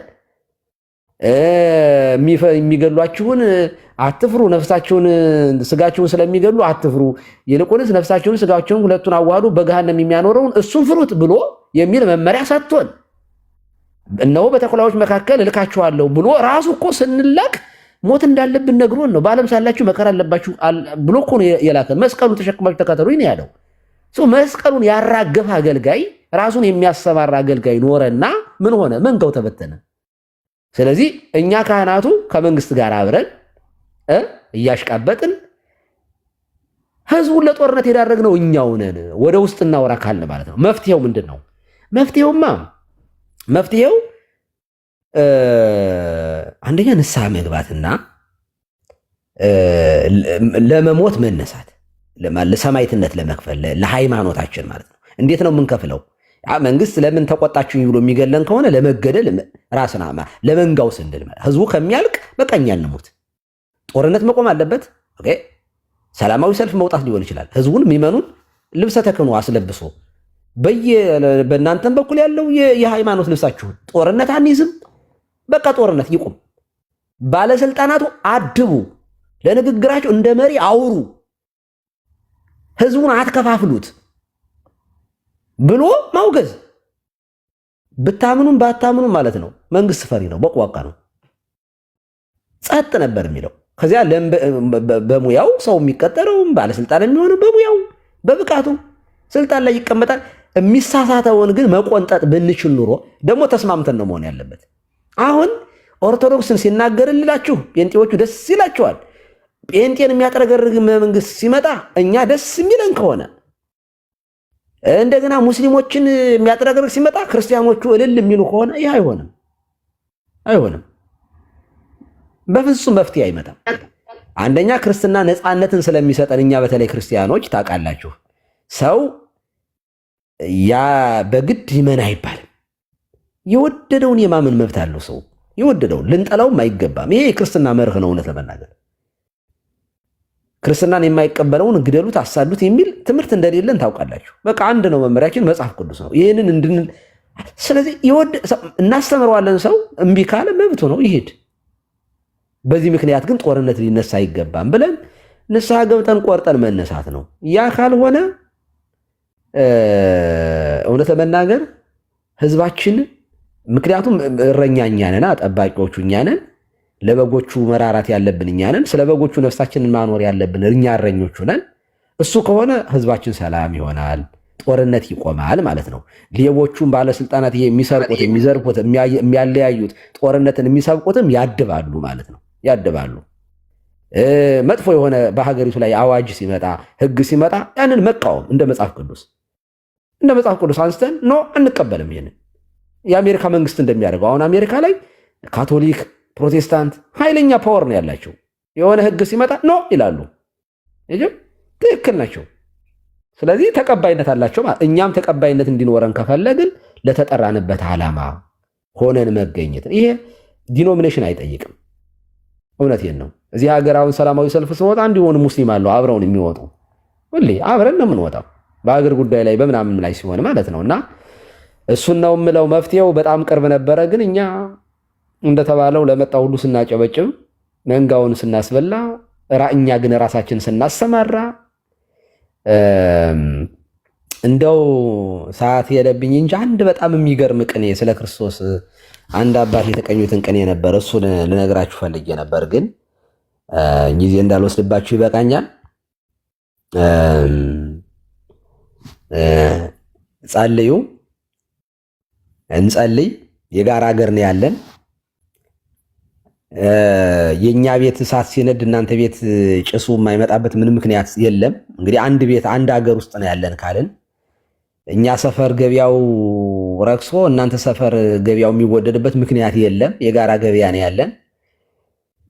ሁሉም በየቦታው ጫካ ነው ያለው በሚያሳዝን ሁኔታ። በዚህ ላይ ደግሞ ሌብነቱ አሁን ቤተሰብ እያፈኑ በጣም ከባድ ጊዜ ነው። ወላጅን አለመቅበር፣ እናት አባትን አለመቅበር፣ እህት ወንድምን አለመቅበር በጣም ያሳዝናል። ይሄ ደግሞ የአንድ ዓመት የሁለት ዓመት ቢሆን ምን አለበት? እንዴ ነንስታፕ እና መድኃኔዓለም ይታረቀን እንጂ ትልቁ ችግር ያለው እኛ ጋር ነው። ሃይማኖቱ ጋር ነው ያለው ችግሩ። ሃይማኖቱ በእንትን ስም ያለን ግን ኑሯችን የተበላሸ የአምልኮ መልክ ያለን ኃይሉን የካደ አስመላኪ ባለበት ሁኔታ እረኞቹ አሉ፣ በጎቹ ሲበሉ ቆሞ የሚያይ እና በጣም እና ክርስቶስን እናመልካለን ማለት አይቻልም። በእውነቱ እንዲሁ ነው። እኛ ተጠሪያችን የበጎቹ እረኛ ክርስቶስ ነው። ተጠሪነታችን ከሱ ነው። መልእክት የምንቀበለው ከሱ ነው። ጥሩ ሲያረጉ ማመስገን፣ ማወደስ፣ መሸለም ይገባል። በእውነቱ መንግስታት እኮ ጥሩ ሲያረጉ ቴንኪ ማለት ያስፈልጋል። እኔ በዚህ አልስማማም። አሁን ቀደም አንዳንዶቹ አይ ለመንግስት እኔ መንግስት ጥሩ ካደረገ ቴንኪው በርታ። ምክንያቱም ዓለም ነው ያለንበት፣ ዓለም አልተለመደማ። ስላልተለመደ እኮ ነው እኛ እኮ ስናጨበጭብ የነበረው እኮ በነበረው ስርዓት፣ በቀደመው ስርዓት ዲሞክራሲ አልነበረም። ግፎች ስለነበሩ ደስ ብሎን ሰላም ሊመጣ ነው በቃ ዲሞክራሲ ሊመጣ ነው ብለን ነው አይደለ? ሰው ይናፍቃል መቼም አይደለ? ስለ ኢትዮጵያዊነት ስለ አንድነት ምናምን ሲዘምር ደስ አለን። ስለዚህ ይህ እንደዚህ ማድረግህ በጣም ትልቅ ነገር ነው። በርታ፣ ጠንክር ማለታችን እኔ አሁንም ቢሆን አልቆጥብም። እንደዚህ ያለ ቢመጣ አሁን እንግዲህ አመቸኮል የለብንም ከሆነ እንግዲህ እንኳን ቸኮልሁኝ። እውነት መናገር እንዴ ሰው መልካም ሲያደርግ እኔ መታገስ አልችልም። ነገርኳችሁ። አሁን እዚህ ሲሰድበኝ የነበረ ሰውዬ ጥሩ ነገር ሲናገር አበባ ልሰጠው እችላለሁ። ዛትስ ማይ ኔቸር። ሰው እኔ አልሰስትም። እኔ እንዳልኳችሁ አበባውን ምናልባት 50 60 ከሆነ 30 ላይ ሲደርስ ገና ወደ እኔ የሚዞር ሊሆን ይችላል እኮ እና ማስቆም አልችልም። እንግዲህ መቼስ እንግዲህ እና ለምስጋና አንሰስት። ሲያጠፋ ሰውን እንምከር፣ እንገስጽ። ጥሩ ሲያደርግ ደግሞ በርታ፣ ጠንክር እንበል ለማለት ነው። ሱረቲ እህታችን በርችልን። ስላዳመጣችሁን ከልብ እናመሰግናለን። ፖለቲካ ወራሁ መሰለኝ ሹልክ ብለው ጠፋ። አንቺም አንቺ ሆነሽ ነው። አይ ያው ቤተክርስቲያን እኔ ፖለቲካ አይደለም ሃይማኖት ነው። በነገር አሁን የተናገርኩት እኔ ፖለቲካ አይደለም፣ የእውነቴን ነው። ፖለቲካ አይደለም እና ለሀገራችን ቀን ያው ጋብዞት አለውኝ እንግዲህ ሪሊጅን ኤንድ ፖለቲክስ የሚል ቶፒክ ይዤ ጥናታዊ ጽሑፍ አለኝ፣ አቀርብልሻለሁ። እንዴት ኢንቮልቭ ማድረግ እንዳለባት ከጥንተ ቤተክርስቲያን ጀምሮ። ቀሲስ ናቲን አላዩትም? እንደ ፖለቲካና ክህነት ብሎ እኮ ትምህርት ተጀምሯል። የትኛው ናቲ? ፓስተር ናቲ ፓስተር ናቲ ማን ነበር? ናታን የሚባል ናታን የሚል መሬት ላይ ነው እዚህ ቲክቶክ ነው? አይ መሬት ላይ ነው። ቲክቶክ ላይ ፖስታል ቪዲዮውን እንትኑን። ጎበዝ፣ እንደዚህ ያሉትን ሰዎች አፕሪሼት አድርጓቸው። እንደውም ፖለቲካውን መቀደስ አለበት። የእውነቴን ነው። እነሱ ወረት እየተቃወሙ ነው። ምን ይላሉ? ቀሲስ ባይዘ ቸርች ፖለቲክስ እኮ አለ እኮ በቴዎሎጂ መቆጥ ቸርች ፖለቲክስ እኮ አለ እኮ ሊወጡ ስለሆነ እንደው ጥያቄ ጠይቅልኝ ተብዬ ነው እርስዎንና ስለ ዲቤት ሰሞኑን ኤርሚያስ ዲቤት ይቀበል ምናምን የሚል ከሙስሊሙ ጋር ይግባ አይነት የሚል ደግሞ የምጠይቀው ጥያቄ ቀሲስ አይ ምን አለ ሶረቲን የምጠይቃቸው ፈቃዳቸው ነው። አሁን እንትን አለ እንትን እኮ በጣም አውጥተህ ነው የሀገር ጉዳይ ይዘን አሁን ሰፈር ውስጥ አስገባኛለህ። ተው እንጂ አሁን እኛ ስንት የሀገር ጉዳይ አሳስቦን ብዙ አውርተን እሺ ቀስ በቃ ችግር የለም። ይቅርቶ እኔ እውነት በዚህ ጉዳይ ግን አስቡበት። ስለ ሀገራችን ተነጋገሩ። እኔ ለጥፍ ያለው እዚህ ስለመጣሁ አይደለም ይሄንን የምለው። እኔ አሁን በውስጥ ሪቮሉሽን ለመፍጠር እየተንቀሳቀስኩ ነው። ምክንያቱም የሚሰርቅ ቄስ ካለ፣ የሚያጭበረብር ቄስ ካህን ሆኖ አገልጋይ ሆኖ የሚዋሽ የሚያጭበረብር ካለ ጠራርጋችሁ አውጡት እያልኩኝ ነው። የፈለገው እንዴት ይደረጋል? አይ በቃ ግድ የለም እንትን አድርጎታል እኮ ራሻዎች በጣም ጭምልቅልቅ ብለው ይሄ መነኮሳት ልክ እንደ ኤልዛቤል ያለ ካህናት ከበዛ ማለት ነው። ምን አደረጉ? በመርከብ ጭነው ውቅያኖስ ውስጥ ጥለዋቸው የመጡት ለባህር አሳ። ዛሬ የራሻ ቤተክርስቲያን የትኛውም ሰዶማውያንም ሲሄዱ አርገብግባ ነው ያስወጣቻቸው። በቃ ቸርች ፓወርፉል ናት። የሆነ ከመጽሐፍ ቅዱስ የሚቃረን ነገር ሲመጣ ትቃወማለች። አያችሁ? ያ የሆነው ግን ይሄ ጥንታብሶ ያለባቸው ይሄ የሙስና የጉቦ ሌብነት ያለባቸው ሰዎች ተጠራርገው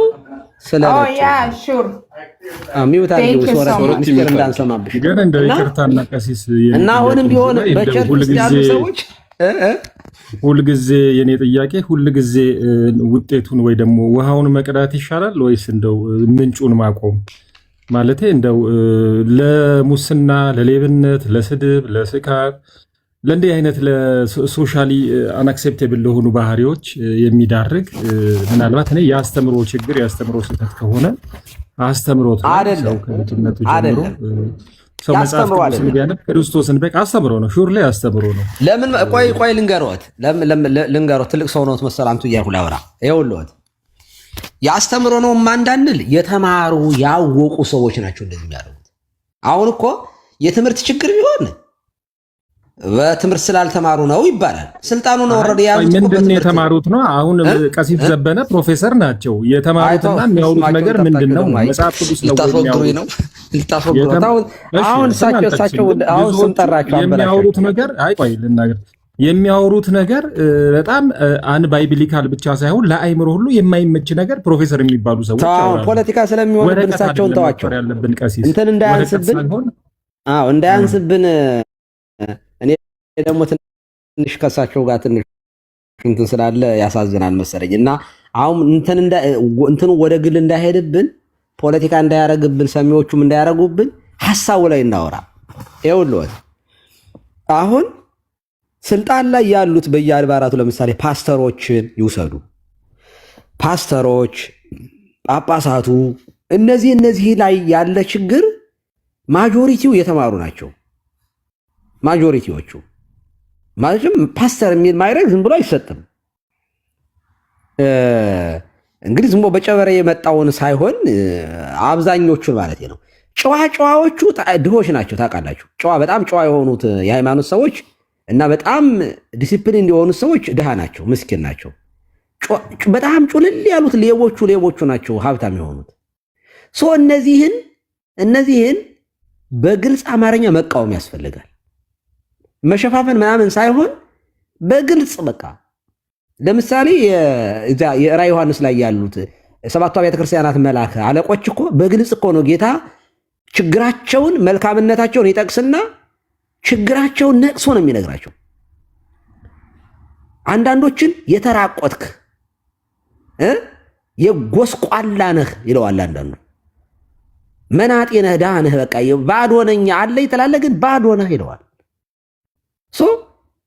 እንዲህ ያሉ ውስጣቸው ልክ ጌታም ራሱ ሲያስተምር ማቴዎስ ወንጌል ምዕራፍ 4 ላይ ልስን መቃብሮች የሚላቸው ግብዝ ፈሪሳውያን ላያቸው የሃይማኖት መልክ ያላቸው ናቸው። ውስጣቸው ግን ንጥቂያን የተሞሉ የተላ አሁን መቃብር ውስጡ ሲከፈት የተላ ይሸተተ ነው። ላዩ ሲታይ ግን ጽዱ ነው። ልክ ውስጣቸው እንደዚህ ንጥቂያን የተሞሉ ጨካኞች የሆኑትን በግልጽ ልስን መቃብሮች ናችሁ፣ በቃ ቦታውን ልቀቁ ማለት ያስፈልጋል።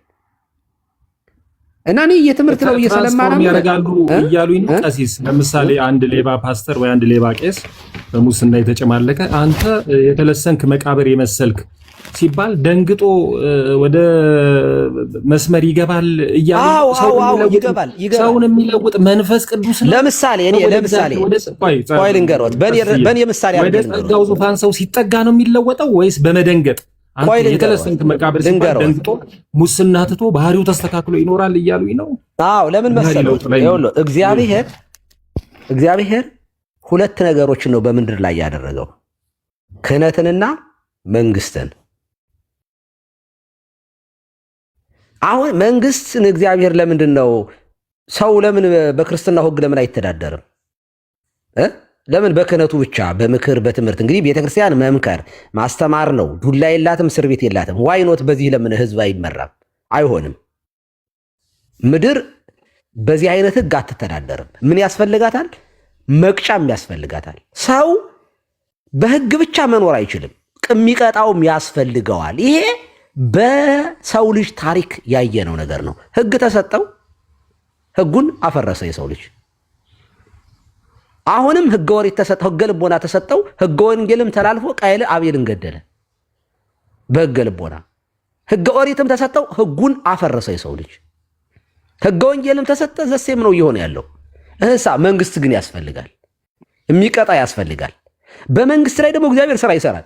መንግስትም የእግዚአብሔር እጅ ነው በነገራችን ላይ። ምክንያቱም በዘመናት ውስጥ ሲሾም ሲያወርድ አይተናል።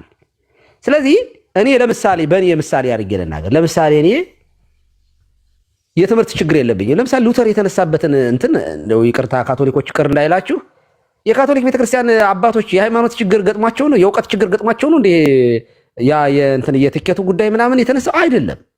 የብልጣብልጥነት አካሄድና ገንዘብ በዚህ ምክንያት እናገኝ የሚል ነው እንጂ የእውቀት ችግር አልነበረባቸውም። የሥነ ምግባር ችግር ነው የተፈጠረው ነው። ስለዚህ እኔ አሁን የቀሲስ ዲበኩሉ ካህን ነኝ። ይቅርታና ትንሽ የሥነ ምግባር ብቻ ነው አስተምሮቱ ያመጣው የሥነ ምግባር ችግር አይደለም። አይ ብቻ ነው እያልኩ አይደለም። ብቻ ነው የምትለዋ ያው እግዚአብሔር ቃል መራቅ አይደለም። ይሄ ኢንደልጀንስ የሚባለው ነገር ቆይ ልጨርስልህ። ብቻ ነው የምትለዋ እንኳ ታወካለች። ምክንያቱም ብቻ ነው ማለት ይከብዳል። ግን ለምሳሌ እኔ ልንገርዎት፣ እኔ አሁን ለምሳሌ እግዚአብሔርን እፈራለሁ፣ ሰውንም እፈራለሁ። እንግዲህ እግዚአብሔርን ብቻ ሳይሆን ሰውንም ራሱ የምፈራው ስፈራ ደግሞ ለእግዚአብሔር ብቻ ብዬ አይደለም የምፈራው፣ ለክብሬም ጭምር ብዬ እፈራለሁ። ለክብሬም ራሴ ለምሳሌ ብሰርቅ ክብሬን በጣም ለክብሬ ስለምጠነቀቅ አላረገው። እንዲህ ብሆንስ እንዲህ ብዋረድስ እንዲህ ብዬ አስባለሁኝ። ለምሳሌ የሆነ ኃጢአት ሰርቼ እኮ ንስሐ ገብቼ ከእግዚአብሔር ጋር ልታረቅ እችላለሁ። ከሰው አእምሮ ግን ላይጠፋ ይችላል ያ ነገር። እንደ ካህን ሁሌ ምንድነው የማደርገው? ተጠንቅቄ ነው የምሄደው። እኔ የማደርገው ነገር እንደዚያ ነው።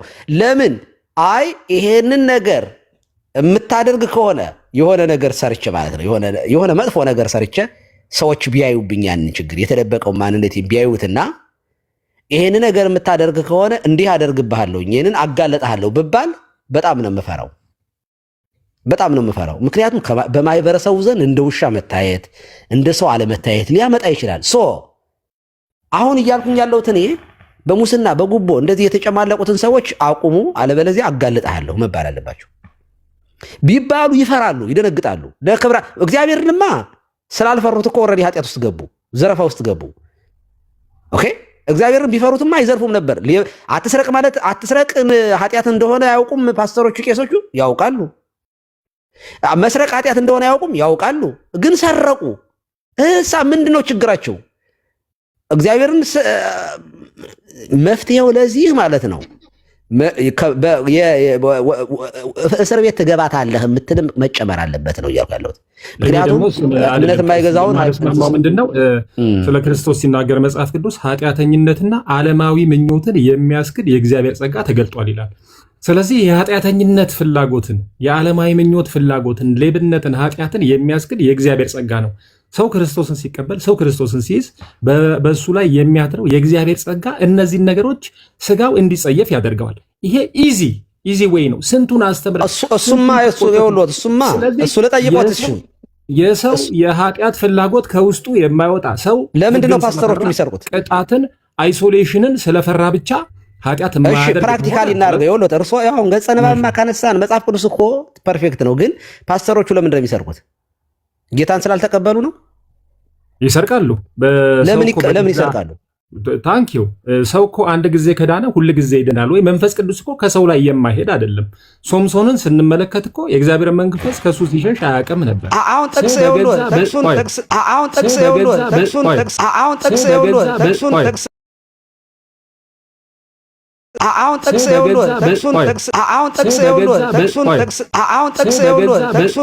ራሱን ካስገኘ በጸሎት ከተጋ እግዚአብሔርን በመፍራት ከወንድሞች ጋር ህብረት ካደረገ ይሄ ኃጢአተኝነት የሚያስክደው ጸጋ ከሱ ጋር ይሆናል። ፓስተር ነው ወይስ ቢያንስ 10% እንኳን ቆይ አሁን እናውራ፣ መሬት ላይ እናውርደውና ይኸውልዎት እንድንግባባ ማለት ነው። አሁን ፕራክቲካል እናደርገው። ጥቅስ ከሆነ ማለት ነው ባዶ ጥቅስ ጠቅሰን ነው የምንቀረው። መሬት ላይ እናውርደውና አሁን አንድ ፓስተር ሰረቀ። የሰረቀው መስረቅ ኃጢአት እንደሆነ ስላላወቀ ጌታን ስላልተቀበለ ነው ወይስ ምንድን ነው? ታንኪዩ። በጣም ጥሩ ጥያቄ ነው። እውቀቱ አለው። አንድ ወቅትም ላይ ፕራክቲስ ያደርግ ነበር። የእግዚአብሔርን ኃይል የጸጋውን ኃይል ይለማመድና የተለማመደ ሰው ነበር። ግን በገዛ ስጋው ፍላጎት ሲሳብ ራሱን ሳይገዛ የእግዚአብሔር ቃል ራሳችንን እንድንገዛ በመጠን እንድንኖር መልሱን በቀጥታ ያርጉልኝ። ተው ስብከታ ያርጉት። እንድንግባባ እኮ ብዬ ነው። አሁን እኮ መሬት ላይ ስናወራ ማብራሪያ ያውዙ ይውልዎት አንድ ፓስተር ማብራሪያ ለምን ይፈራል? ቀሲስ አይደለም አይውልዎት ቀላል አድርገው ፓስተር ሆኖ ራሱን ካልገዛ ዝርክርክ ከሆነ የሚውልበትን ካላወቀ የሚውላቸውን ሰዎች ካላወቀ ወደ ኃጢአት ይሳባል ማለት ነው። ምን ይደረግ? አሁን ምን ይደረግ? ግን እኮ ሐሳባቸው ከገባህ ጆን ምንድነው እሱ በምድራዊ ሕግም ሊቀጣ ሊጋለጥ ይገባዋል ነው። ልክ ነው። የኔማ እሱ ነው እኔ እያልኩ ያለሁት እኮ በሃይማኖቱ ገብቶኛል። ግን በዚህ ብቻ ሶሉሽን ይመጣል ነው እሳቸው ማን ብቻ ኧረ ቆዩ ተው እንደዚህ ለምንድን ነው የማንግባባው? ቆዩ አቶ ዮሐንስ እሱ ላይ ኤምፋሲስ ስለሰጠው አቶ ዮሐንስ ቆዩ አንድ ያዳምጡኝ ይኸውልዎት አንደኛ ሚስኮት አያርጉኝ ፌር ሼር እንውሰዳ 90% በጣም እኔ ግን በጣም አዝናለሁ ማን እንዳንግባባ እንትን አይደለም ይሄ ክርክር አይደለም ርዕስ አልመጣም ሐሳብ ነው እየተናገሩት ያንን ሐሳብ እንትን ለማለት በክርክር መልኩ ሳይሆን አሁን ለምሳሌ ሰው እግዚአብሔርን የሚፈራ በየትኛውም ሃይማኖት ውስጥ ሆኖ እግዚአብሔርን የሚፈሩ መሪዎች አሉ ብዙ ቦታ ፖዚሽን ያላቸው አሉ ግን እየሰረቁ ሲሄዱና የሙሰኝነትን ሲያካሂዱ በምድራዊ ሕግ መቀጣት መቻል አለባቸው ሰው ሊያጋልጥ ይገባል የሚል ሐሳብ ነው እሱን ነው ያልኩኝ እንጂ ሃይማኖቱን ማውረድ የኛ እኮ ነው እሱን ነው እኔ እኮ ያልኩኝ እንጂ በሃይማኖት መመከር የለባቸው መገሰጽ የለባቸው አይደለም እሱማ የኛ ዋና ስራችንም እኮ ነው እኮ ግን እንደዚህ ያሉ ሰዎች ራሳቸው አስመላኪ ናቸው ፐርማነንት ሶሉሽን አሁንም ነው እንጂ በሐሳቡ እኮ እስማማለሁ ግን ፐርማነንትሊ ኃጢአትን ከሰው ውስጥ አያወጣም እሱማ ይኸውልዎት ቤተክርስቲያን እኮ መጽሐፍ ምንድነው የሚለው አስተምረው ምከረው አለ በቃ ማለት አስመክረው በሁለቱ ነህ ንገረው ሶስቱ ነህ ንገረው እምቢ ካለ ለቤተክርስቲያን ንገራት አለ ምን ማለት ነው ይሄ ለቤተክርስቲያን ንገራት የሚለው የሚያሳየው ለማህበረ ክርስቲያኑ እንዲህ ይሄ ሰው ተመክሮ እንደተመክሮ አልተመለሰም እንደ አረማዊ ነው አሁን እንደ ክርስቲያን ሳይሆን ህዝቡ የሚቆጥረው ይሄን ሰውዬ እንደምንድን ነው እንደ አረማዊ ነው የሚቆጠረው እንደ ክርስቲያን ትሪት አይደረግም እንደዚህ ያለ ሰው ስለዚህ ከማህበረሰቡ ይገለላል ማለት ነው በሌላ አነጋገር ስለዚህ አሁን መንግስት ባይኖር ኑሮ ማለት ነው በነገራችን ላይ እኛ እኮ በነገራችን ላይ አንድ ዲኖሚኔሽን እኮ ራስን ቺ ሃይማኖት ነው ሲል እኮ መንግስትን ሄዶ ፈቃድ ጠይቆ እኮ ነው አንርሳው እንጂ ከመንግስት አይደል የመሬት ቦታ ፈቃድ የምንቀበለው ከመንግስት አይደል የቀብር ቦታ የምንቀበለው መንግስትን አስፈቅደን እኮ ነው የሆነ ነገር የምናደርገው ስለዚህ መንግስትን መጽሐፍ ቅዱስ አይቃወምም ታዲያ ከሃይማኖት የሚወጡት መንግስት ለምሳሌ ጉባኤ ሲካሄድ አይታችሁ ከሆነ በቤተክርስቲያን ታሪክ መንግስታት አሉ ዓለም አቀፋዊ ጉባኤያቶች ለምንድን ነው ነገስታቱ የሚኖሩት ውሳኔ ሰጪ ናቸው አይደሉም እዚያ ጉባኤ ውስጥ የሚያፈነግጥና ከህግ ውጭ የሚሆን ካለ ነገስታቱ ታዛቢ ሆነው ፍትህ ይሰጣሉ ለዚያ ነው ዓለም አቀፋዊ ጉባኤያት ሁሉ ነገስታት የሚኖሩት ማለት ነው መንግስት ስርዓት የሌለውን አገልጋይ ይቀጣል ተፈቅዶለታል በነገራችን ላይ ያ ከሌለ በምክር ብቻ ከሆነ እኔ ሃይማኖቱን አውቀዋለሁ አትስረቅ የሚለውን አውቃለሁ ግን እሰርቃለሁ አዘሙት የሚለውን እያወቅኩ መዘሙት ከሆነ እምባልክ ከሆነ በምክር ብቻ ልቀና አልችልም መንግስት ሊቆነጠጠኝ ይገባል ከዚያ ውጭ መሆን አለብኝ በቃ ይሄ ሃይማኖት ህዝቡን እየመራህ አይደለም ህዝቡን ወደ ስተት እየወሰድክ ስለሆነ ቤተክርስቲያን አታስረኝ እስር ቤት የላትም ግን መንግስት ግን ሊለቀኝ አይገባም ምክንያቱም መስረቅ በህገ መንግስቱ ለሁሉም እኩልነት ሌብነት ወንጀል ነው በቃ በህገ መንግስቱ ስለዚህ በዚህ ህግ ዳኛለሁ ማለት ነው አይ ቤተክርስቲያን የኔ ሌባ አትንኩብኝ አትልም ደግሞ ቤተክርስቲያን ሌባ ከሆነ ሌባ በህገ መንግስቱ የሚያስከስስ ከሆነ የሚያሳስር ከሆነ ያንን ህግ ቤተክርስቲያን አትቃወምም እኔ በምክር ብቻ ሶሉሽን ይመጣል ብሎ እናንተ አርጉት እናንተ ሞክሩ እናንተ እኔ ግን የራሴን ነው እኔ ግን ወደ ራሴ ሳጠቃልል ሶረኪኑና ማጠቃለያ ሰጥቼ ለኔ ልጆች ነው የምናገረው ይሄንን አንድ ሰው ይመከራል ይገሰጻል ይዘለፋል ምክር አለ የቃል እንደ ቤተክርስቲያን አንድ ሰው መጀመሪያ ይመከራል ተጠርቶ የፕሮሲጀሩን በተመለከተ ጠርቼ መክረዋለሁኝ እንደ ቤተክርስቲያን አሁን እኔ ባለሁበት ጠርቼ መክረውና ለምን ይሄን ታደርጋለህ? ይሄ መሰናክል ነው፣ ይሄ ኃጢአት ነው፣ ንስሐ ገባ ብዬ መክሬ ልከዋለሁኝ። ቀኑና የሚያስፈልገው ከሆነ እንደ ንስሐ አባት ደግሞ ንስሐ አባቱ ቀኑና እንዲሰጠው አደርጋለሁኝ። አሁንም አልመለስም ካለ ከምክር ቀጥሎ ምንድነው ተግሳጽ ይባላል። ተግሳጽ ይሰጠዋል። ከተግሳጽም ተሰጥቶት የማይመለስ ከሆነ ወደ ቅጣት ነው የሚከደው፣ ወደ ማስጠንቀቂያ ይከዳል ማለት ነው። ማስጠንቀቂያ ይሰጠዋል። ከተግሳጽ በኋላ ማስጠንቀቂያ ይሰጠዋል። ከማስጠንቀቂያ በኋላ ቶታሊ ማገድ ነው የሚሆነው ማለት ነው። ይታገዳል። ከእገዳ በኋላ በጣም ከሄደ ደግሞ ጭራሽ ከሃይማኖቱ እየወጣ ስለሆነ ሊወገዝም ይችላል። ቤተክርስቲያን እንደዚህም ታደርጋለች። ተወገዝኩኝ በስተት ምናምን ካለ ቤተክርስቲያን ያወገዘችውን መንግስት ጋር ሄዶ ሊከስ ይችላል። በፍትህ ይታይ ሊል ይችላል፣ ሊዳኝ ይችላል። ግን ይግባኝ ተብሎ ታይቶለት በምናምን ነው ያ ሁሉ የሚሆነው። ወንጀለኛ ደግሞ እዚያ መድረስ አይችልም ነው እና በቤተክርስቲያን ውስጥ መስረቅ ኃጢአት ነው። አንድ ካህን የሚሰርቅ ከሆነ የሚዘሙት ከሆነ ዘረኛ የሆነ ለተወሰኑ ሰዎችን የሚቆም ከሆነ አንደኛ በፍትሐ ነገሥታችን ከክህነት ያሸራል። በክህነት እንዳያገለግል ጉቦ፣ ሙስና፣ ክህነት ለምሳሌ ጉቦ የሚቀበል ሰው ከክህነቱ ይሻር ይላል ፍትሐ ነገሥቱ። ቀኖናችን ይፈቅዳል ማለት ነው። ስለዚህ ጉቦኛን በአንጻሩ ግን ጉቦ እየበላ የሚቀመጥ ከሆነ ማለት ነው ቀኖና ቤተክርስቲያን ተጥሷል። ይሄንን ሰው ከቤተክርስቲያን በህዝባዊነት እንዲያገለግል ማድረግ አለብን። ንስሐ ገብቶ ከክህነቱ ተሽሮ ህዝባዊ ሆኖ እንደ አንድ ምዕመን ሆኖ ነው መገልገል ያለበት እንጂ እንዳገልጋይ መሆን የለበትም። እሱ የእኛን መብት ነው አሁን የምናገር። እናንተ እንደፈለጋችሁ አርጉ እንደ ህጋችሁ። ነገር ግን እናንተም እንደኛ ስርዓት ሁሉም እምነቶቹ በጋራ ደግሞ ስርዓት ካልያዘ ደግሞ የግል ሀገር ስለማይኖረን የአንዱ ቤተ እምነት ኮራፕትድ ከሆነ ያንኛውን እምነት በተዘዋዋሪ ይነካዋል ባይዘው። ስለዚህ እንደ ሀገር ነው ጨዋ መሆን ያለብን፣ እንደ ሀገር ነው ጤነኛ መሆን ያለብን፣ እንደ ሀገር ነው መፈወስ ያለብን። አለበለዚያ ኦርቶዶክሳዊ ወንበዴ ከሆነ ጴንጤ በሰላም በቀን ላይ በጠራራ ፀሐይ መሄድ አይችልም። ባለጌ ከበዛ የትም ቦታ ላይ በሰላም መንቀሳቀስ አይቻልም። እንደ ሀገር ጨዋ እንሆን። ለምሳሌ አሜሪካ እንደ ሀገር ጨዋ ናት። እንደ ሀገር ማንንም ዝም እሺ አይልም፣ ተከባብሮ የሚኖር። በሌላ ሀገር ስትሄዱ ግን በጠራራ ፀሐይ የሚዘርፉ ሌባ ያለበት ሀገር አለ። በጠራራ ፀሐይ እንደ ሀገር ነው እሱ፣ ተመርጦ አይደለም። ስለዚህ ጨዋ ሀገር አለችን ኢትዮጵያ። በእውነት ጨዋ ነበረች። አሁን በጣም እየባለግን ተቸግረናል። ጸልዩ፣ እግዚአብሔር ይህን ጦርነት ጊዜ አሳልፎ ያ ምስኪኑ ገበሬ ህዝባችን በቆሎውን ጠብሶ የሚበላበት፣ ጤፉን አጭዶ አበራይቶ አመስግኖ በእውነቱ በሰላም ተመስገን ጌታዬ ብሎ እንዲተኛ እግዚአብሔር የሰላም ቀን ያምጣለት ማለት ፈልጋለሁኝ። ስላዳመጣችሁኝ ከልብ አመሰግናለሁኝ። ሱረቲ ቴንኪው። ከዚህ በኋላ አንድ ጊዜ ቆይ እስቲ ዮሐንስ ያለውን ሀሳብ እንስማ። ዮሐንስ አሁን ቀሲስ እየተናገሩ ያሉት ምንድን ነው? እሱ በእርግጥ በእግዚአብሔር ቤት ውስጥ ያሉ ሰዎች በታማኝነት ሊሰሩ ሊያገለግሉ ይገባቸዋል።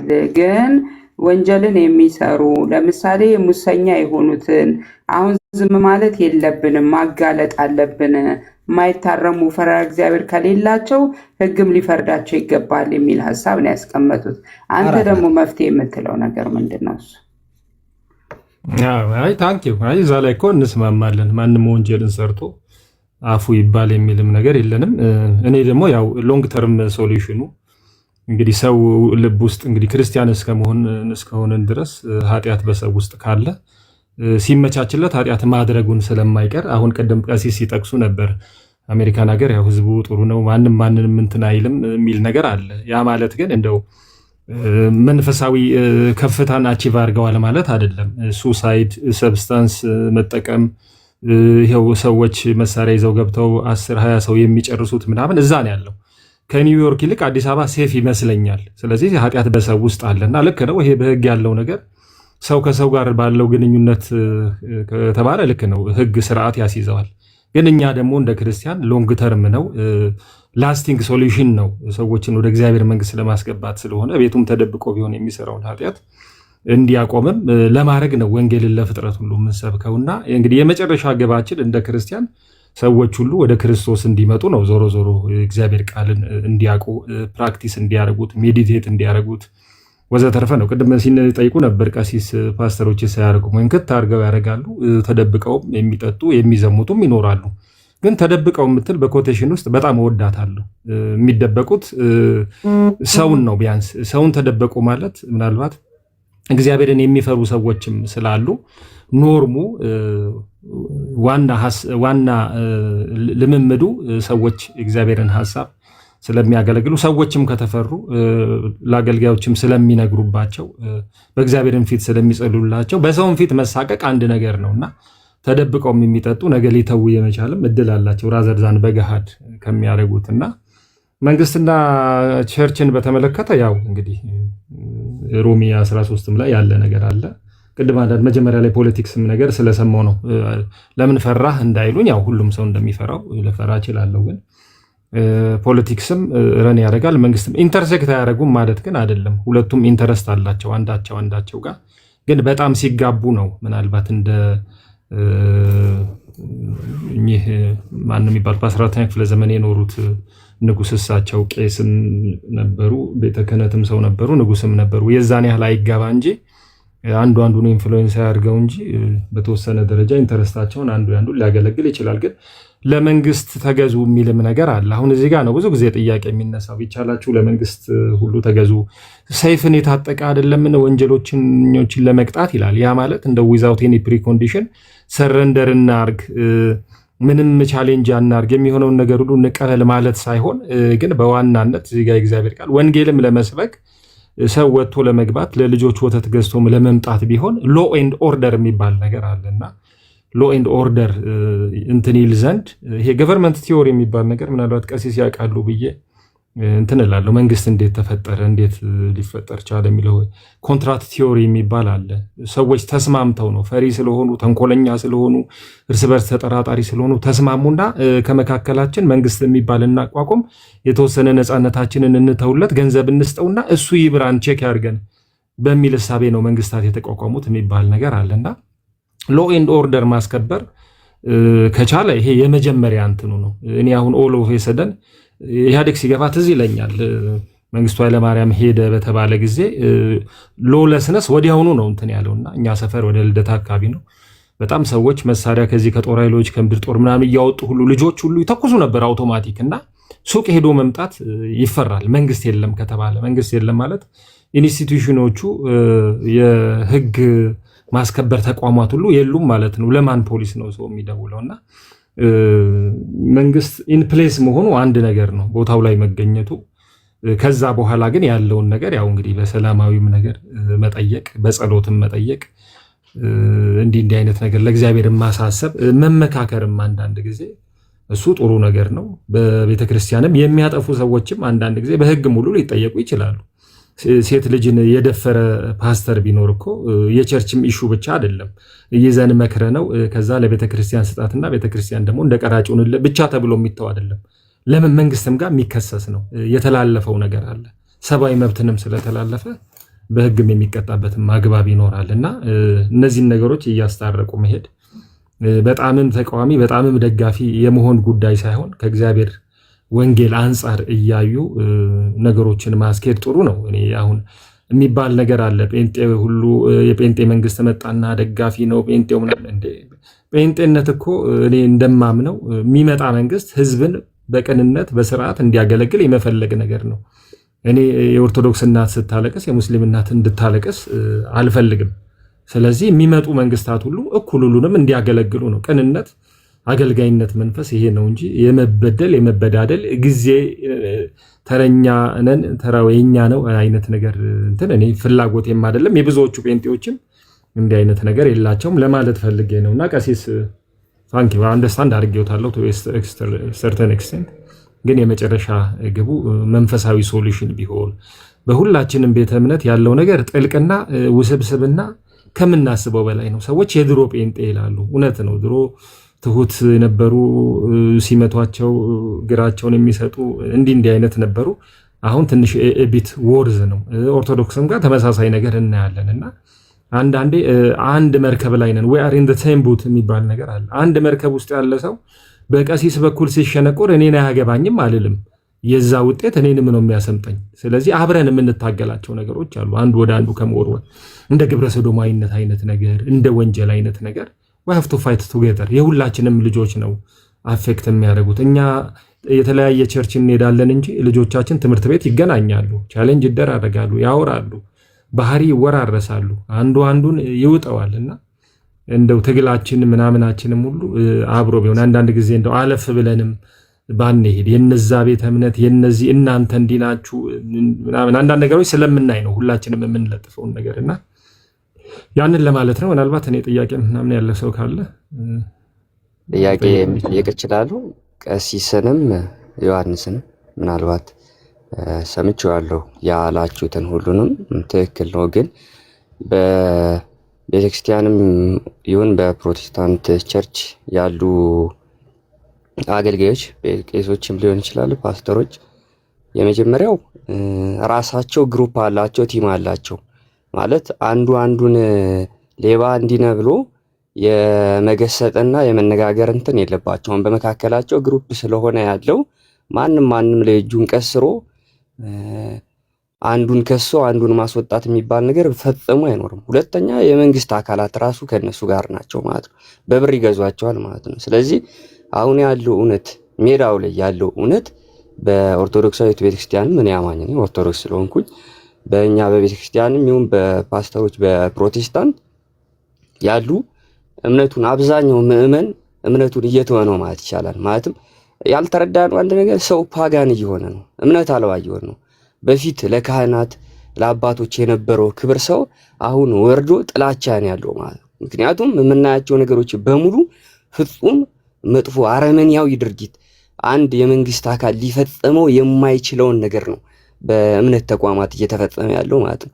አመንዝሮ እየታየ ደፍሮ እየታየ ምንም አይባልም። በሹመት ላይ ሹመት ነው የሚሰጠው ጭራሽ ማለት ነው።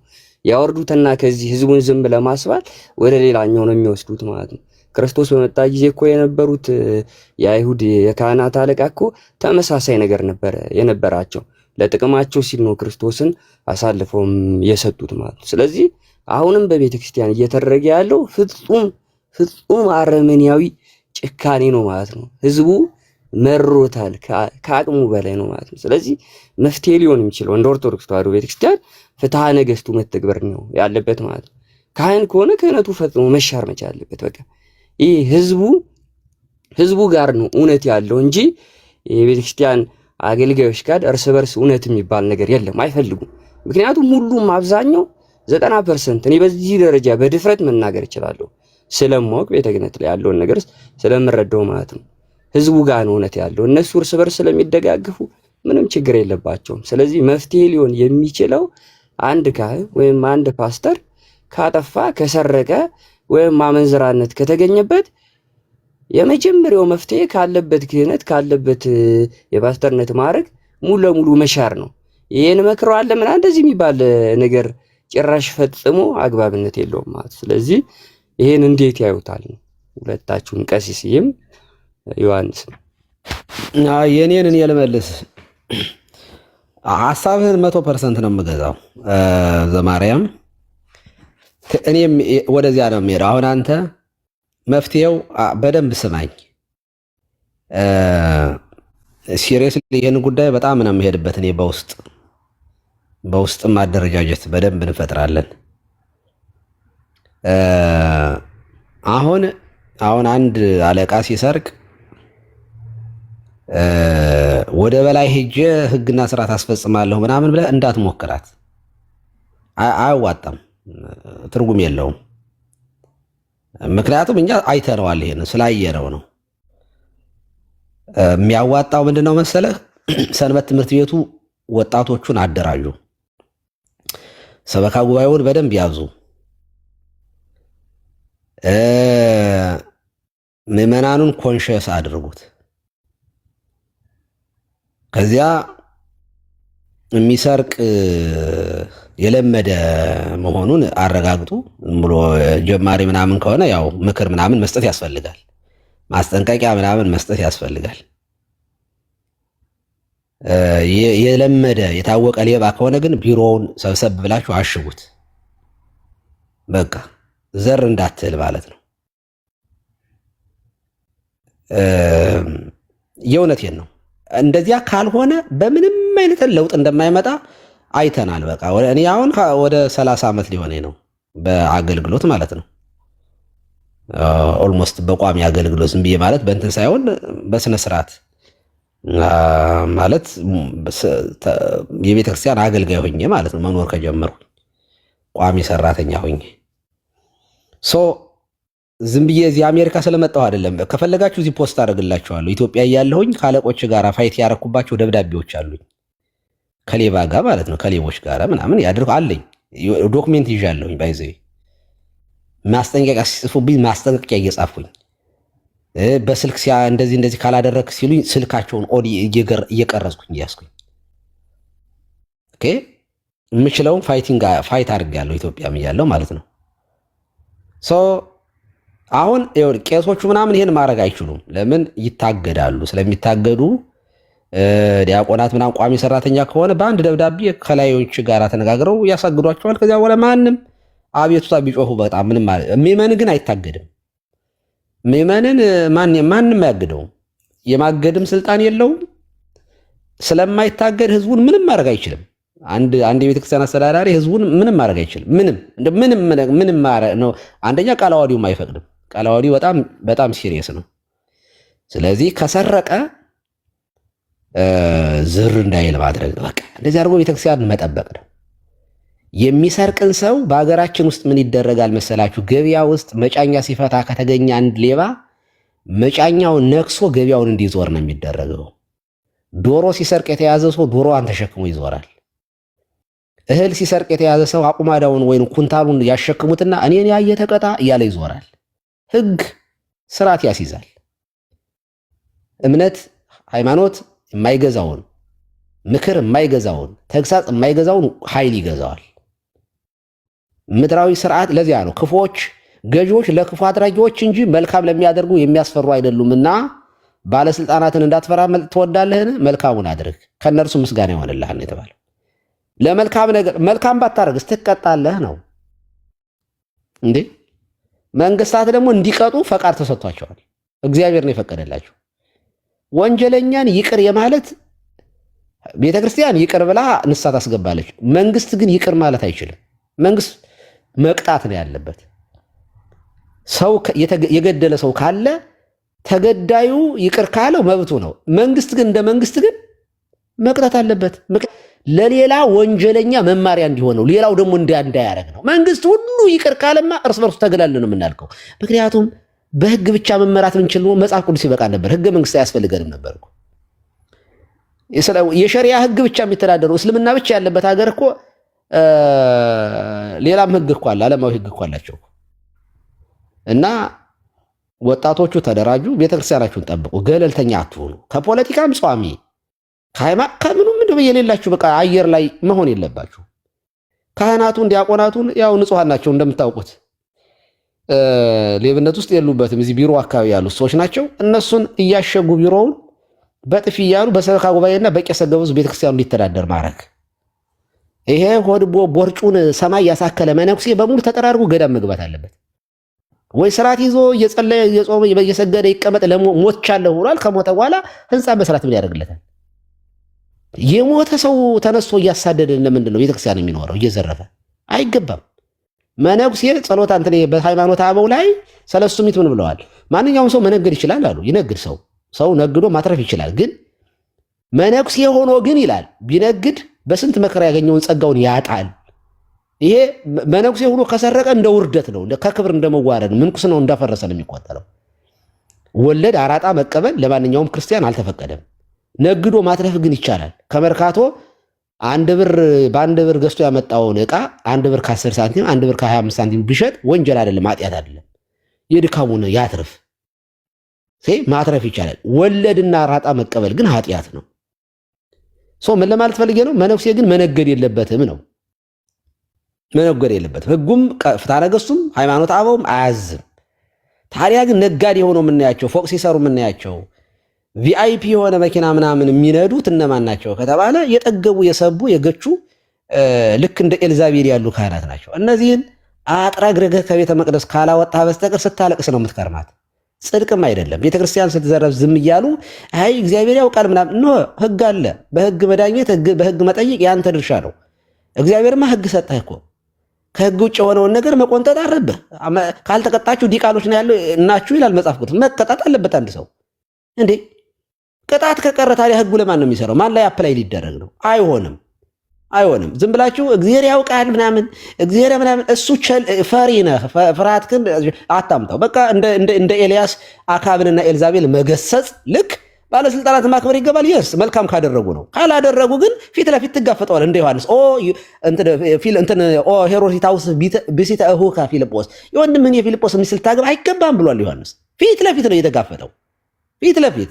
የሞተው ታዲያ ምን ሆኖ ነው የሞተው? እኮ አመንዝራነትን እኮ ዮሐንስ ተቃውሞት እኮ ነው የሞተው እንጂ ዮሐንስ እንደውም በጣም ይወደው ነበር ሄሮድስ አይደል? በጣም ይወደው ነበር። ኦኬ፣ ወዳጅነቱ ግን እውነተኛውን ህግ ከማስተማር አልከለከለውም። እንደ ኤልያስ ብቻዬን ቀረው እስከሚል ድረስ ማለት ነው። 950 ነቢያት ሐሰትን ተጋፍቷል ኤልያስ። መጋፈጥ ያስፈልጋል። እንደ ሙሴ ፊት ለፊት መቃወም ያስፈልጋል። ኦኬ፣ እንጂ እግዚአብሔር ያውቃል። ማን ነው እንትናን ውሰዱ። መጽሐፈ አንደኛ ሳሙኤልን አንቦት እስኪ። ኤሊና አፍኒና ፊናስ ኃጢአት ሲሰሩ ኤሊ ምን ትውት ዘሰምብክሙ አለ። ምንድነው የምሰማባችሁ ነገር ምንድነው አለ። ምን አለ? እንደው ሰውን ቢበድለው እግዚአብሔር ይቅር ይለዋል፣ ሰው ግን እግዚአብሔር ቢበድለው ማን ይቅር ይለዋል አለና መካከሮ ምናምን እንደው ቸል ብሎ ላካቸው። ሰዎቹ መታገር ነበረባቸው። እንደ ኦሪቱ ህግ እኮ ያስወግራል ዝሙት። ግን የልጅ ነገር ሆነበትና ለይግበር እግዚአብሔር ዛደሞ እግዚአብሔር በቃ የወደደውን ያድርጋል። ጥቅስ ጠቀሰ። ይቺ ጥቅስ ሲያዩት በቃ በጣም እንግዲህ እኔ መችስ ምን አደርጋለሁ ከአቅሜ በላይ ነው ትመስላለች አይደለም።